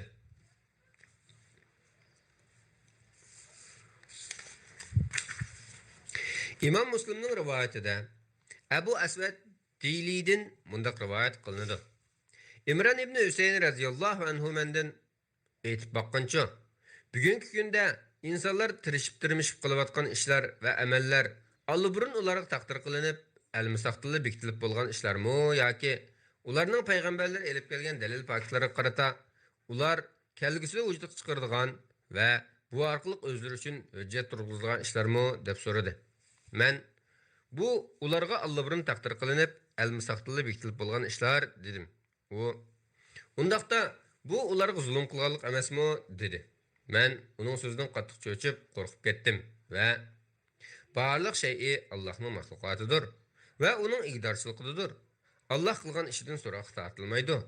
İnsanlar qilmishlaridan so'roq tortildi dedim. U mundaq dedi. Alloh sana rahmat qilsin. Bularni faqat sening aqlingni sinab o'qishing so'radim. Aynı zamanda Muzayna qabilasining ikki odam payg'ambar sallallohu alayhi vasallamning qishiga kelib, ey Allohning rasuli, aytib baqqancha, bugungi kunda insonlar tirishib qilayotgan ishlar va amallar Alloh burun taqdir qilinib, al-mustaqilli bekitilib bo'lgan ishlarmi yoki sen ularga elib kelgan dalil faktlarga qarata ular kelgusida vujudga chiqaradigan va bu orqali o'zlari uchun hujjat turg'izilgan ishlarmi deb so'ragan edi. Payg'ambar sallallohu alayhi vasallam bu ularga Alloh burun taqdir qilinib, al-mustaqilli bekitilib bo'lgan ishlar. Buni Alloh taolaning kitobi Qur'on Karimdagi ruh bilan va uni chiroyli qilib yaratgan, uning yaxshi yomonlikni bildirgan zot bilan qasamki, degan oyatni isbotlaydi deb javob bergan. İmam Buxoriyning rivoyatida Ali radhiyallohu anhudan mundaq rivoyat qilinadi. Biz payg'ambar sallallohu alayhi vasallamning qishida o'ltiratdik. U bizga hammanglarning jannatdagi va do'zaxdagi o'rni bitilib bo'ldi dedi. Biz, ey Allohning rasuli, Undaq bolsa, biz şununğa tayansak bulmamdı degan edik. U, yo'q, amal ibodat qilinglar. Har bir odamning peshansik putilgini o'ziga muyassar qilinadi dedi. Ondan pul melini Allohning roziligi uchun sarf qilgan, taqvodorlik qilgan, kalim tavhidni tasdiq qilgan odamga kelsak, uningga biz yaxshi yo'lni muyassar qilib beramiz. Bexillik qilib, Allohning savobidan o'zini behojat hisoblagan, kalim tavhidni inkor qilgan odamga kelsak, biz uningga yomon yo'lni muyassar qilib beramiz degan oyatlarni o'qidi. İmam Müslimning rivoyatida Abdullah ibn Amr radhiyallohu anhu mundaq deydi. Men Peygamber sallallahu aleyhi ve sellemning mundaq deganligini anglagan edim. Allah mahluqotlarning taqdirini osmon va zaminni yaratishdan 50 ming yil burun tutib o'tgan. U chaqda Allohning arshi suv ustida edi. İmam Buxoriyning rivoyatida Abdullah ibn Mas'ud radhiyallohu anhudan mundaq rivoyat qilinadi. Peygamber sallallahu aleyhi ve sellem bizge hadis so'zlab berib mundaq dedi. Sizlarning biringlar onasining qo'rsqida 40 gün ichida shakllanadi. Osh kunlarda u yil qonga, ondan bir parcha go'shtga aylanadi. Ondan keyin Alloh uningga 4 ishni bitish uchun bir farishtani avatadi. Farishta uning amalini, ajlining qachon tugaydiganligini, rizqini va baxtlik yoki baxtsiz bo'lganligini bitadi. Ondan onunğa can kirgizildi. Şek şübhəsizki, bir adam dozaq ahlining amalini qiladi. Taki uning bilan dozaqning arası bir gaz qolgan chaqda uning pishonisiga putilgini oldiga chiqadi. Jannat ahlining amalini qiladi. Shuning bilan jannatga kiradi. Bir adam jannat ahlining amalini qiladi. Taki uning bilan jannatning arası bir gaz qolgan chaqda uning pishonisiga putilgani oldiga chiqadi-da dozaq ahlining amalini qiladi. Shuning bilan dozaqqa kiradi. Tirmizining sahih rivoyatida Matar ibn Ukamis radhiyallohu anhudan rivoyat qilinadiki, Payg'ambar sallallohu alayhi va sallam mundaq degan: Agar Alloh bandini ma'lum bir joyda o'lishga taqdir qilgan bo'lsa, uni shu joyga berishga muhtoj qilib qo'ydi. İmam Buxoriyning rivoyatida Anas ibn Malik radhiyallohu anhudan rivoyat qilinadiki, Payg'ambar sallallohu alayhi va sallam mundaq degan: Shek shubhasizki, Alloh taolo bachidonga birdan farishtani tayin qiladi. Farishta: "Ey Parvardigorim, hozir meni altida. Ey Parvardigorim, hozir uyun qon altida. Ey Parvardigorim, hozir bir parcha go'sht altida" deb xabar qilib turadi. Uni shakilga kirgizgan chaqda o'g'ilmi yoki qizmi, baxtlikmi yoki baxtsizmi, rizqi va ajli qanchalik bo'ladi deb so'raydi. Bularning hammasi bala ananing qornidagi chaqda putiladi. İmam Müslimning rivoyatida Tavusdan mundaq rivoyat qilinadi. Men Payg'ambar sallallohu alayhi va sallamning bir qism sahobalari bilan uchrashdim. Ular har qanday narsa taqdir bilan bo'ladi deyshadi. Men yana Abdullah ibn Umarning mundaq deganligini anglagan edim. Payg'ambar sallallohu alayhi va sallam har qanday narsa, hatto aqlliq bo'lish va hamoqat bo'lishmi yoki hamoqat bo'lish va aqlliq bo'lishmi taqdir bilan bo'ladi degan.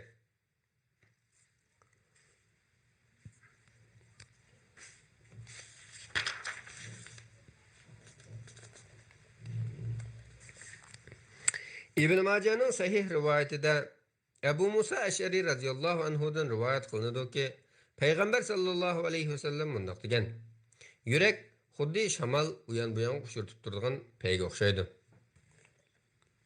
Tirmizining sahih rivoyatida Anas ibn Malik radhiyallohu anhudan mundaq rivoyat qilinadi. Payg'ambar sallallohu alayhi va sallam agar Alloh bandiga biror yaxshilikni iroda qilsa, uni ishlatadi dedi. Buni anglagan sahobalar: "Ey Allohning rasuli, uni qanday ishlatadi?" deb so'ragan edi. Payg'ambar sallallohu alayhi va sallam: "U o'lishdan ilgari Alloh uning yaxshi amallarini qilishni muvaffaq qiladi" deb javob berdi. İmam Müslimning rivoyatida Abu Hurayra radhiyallohu anhudan rivoyat qilinadiki, Payg'ambar sallallohu alayhi va sallam mundaq degan: Kuchlik mu'min ojiz mu'mindan yaxshi va Allohga eng suyumlikdir. Lekin har ikkilisi yaxshidir. Sana foydali bo'lgan ishlarni qilishga yetisman bo'lgan. Allohdan yordam tilagin. O'zingni ojiz his qilmagin. Har qanday ahvolda umidvor bo'lgin. Agar sana birer musibat yetsa, kashki bundaq qilgan bo'lsam, bu ish undaq bo'lmaydi demasdan, aksincha Allohning taqdiri shundoq ekan, Alloh xolig'ini qildi degan. Chunki kashki degan so'z shaytonning amaliga eshik ochadi. Tirmizining sahih rivoyatida Abdullah ibn Amr radhiyallohu anhudan mundaq rivoyat qilinadi. Men Payg'ambar sallallohu alayhi vasallamning mundaq deganligini angladim. Shak shubhisizki, Alloh taolo mahluqotlarini qorong'ulik ichida yaratdi. Ondan ularga o'z nuridan tashladi. Bu nur kimga yetsa hidoyat topadi. Kimga yetmasa ezib ketadi. Shuning uchun men qalam Allohning ilmiga asosan yozilgan yezib bo'ldi degan edim.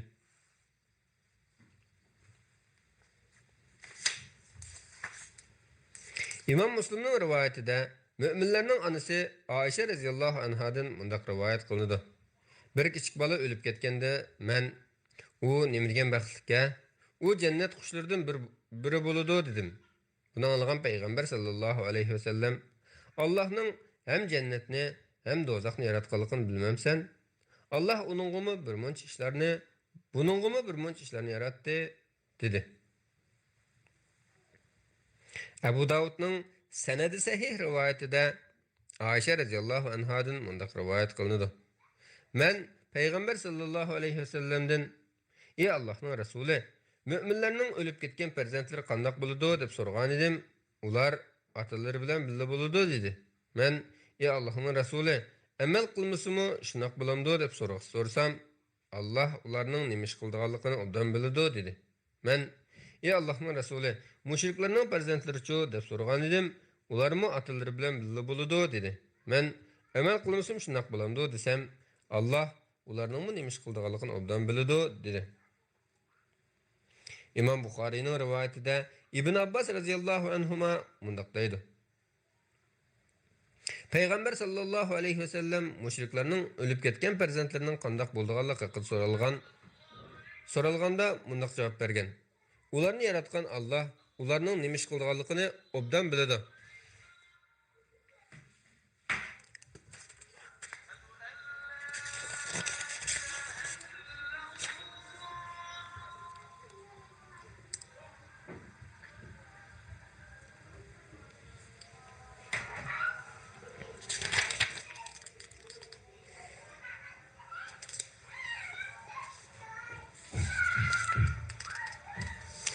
İmam Buxoriyning rivoyatida Abu Hurayra radhiyallohu anhudan rivoyat qilinadi ki, Payg'ambar sallallohu alayhi vasallam mundaq degan: Musa alayhissalom Adam alayhissalom bilan takallashib buningga: "Sen gunoh ishlab insonlarni jannatdan chiqarib o'tgan va ularni baxtsiz qilib qo'ygan odamsan" deydi.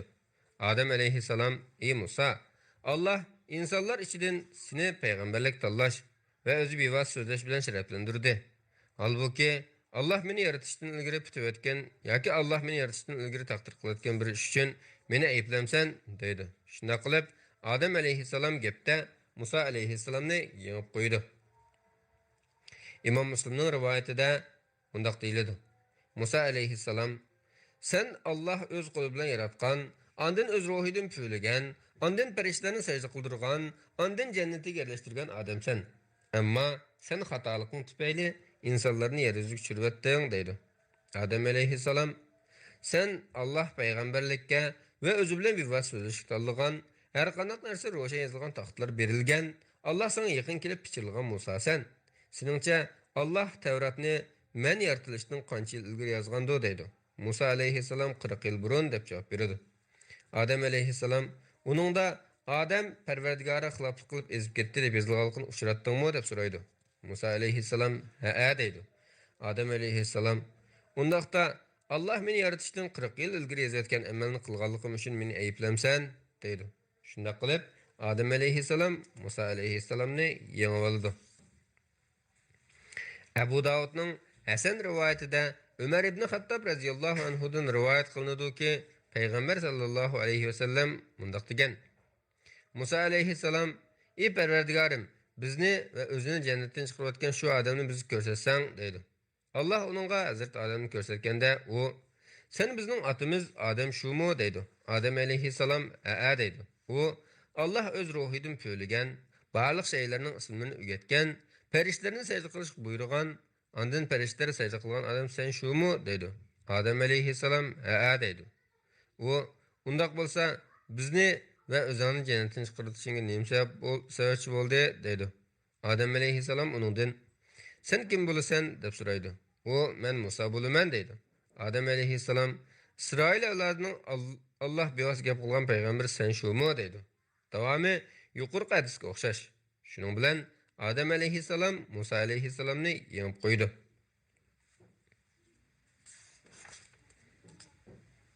Tirmizining Hasan rivoyatida Abu Hurayra radhiyallohu anhudan mundaq rivoyat qilinadi.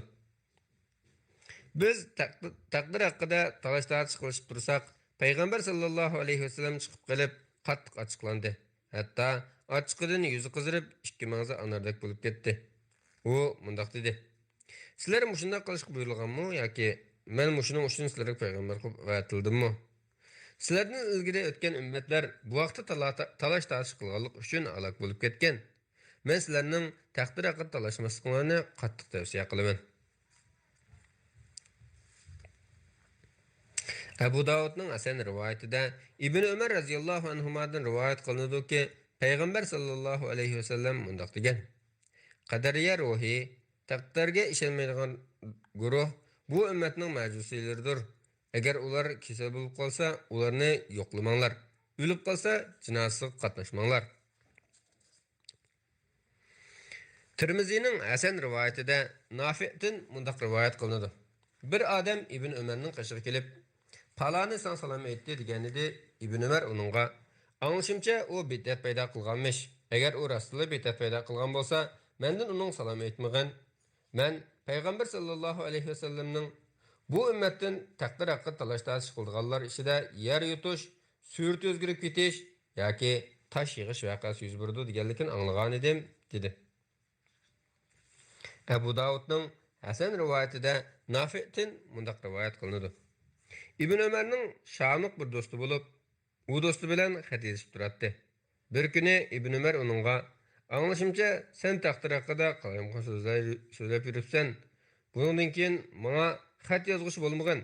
Men payg'ambar sallallohu alayhi vasallamning kelgusida mening ummatim ishida taqdirni inkor qiladigan bir munch qavmlar paydo bo'ladi deganligini anglagan edim" deb xat yozdi.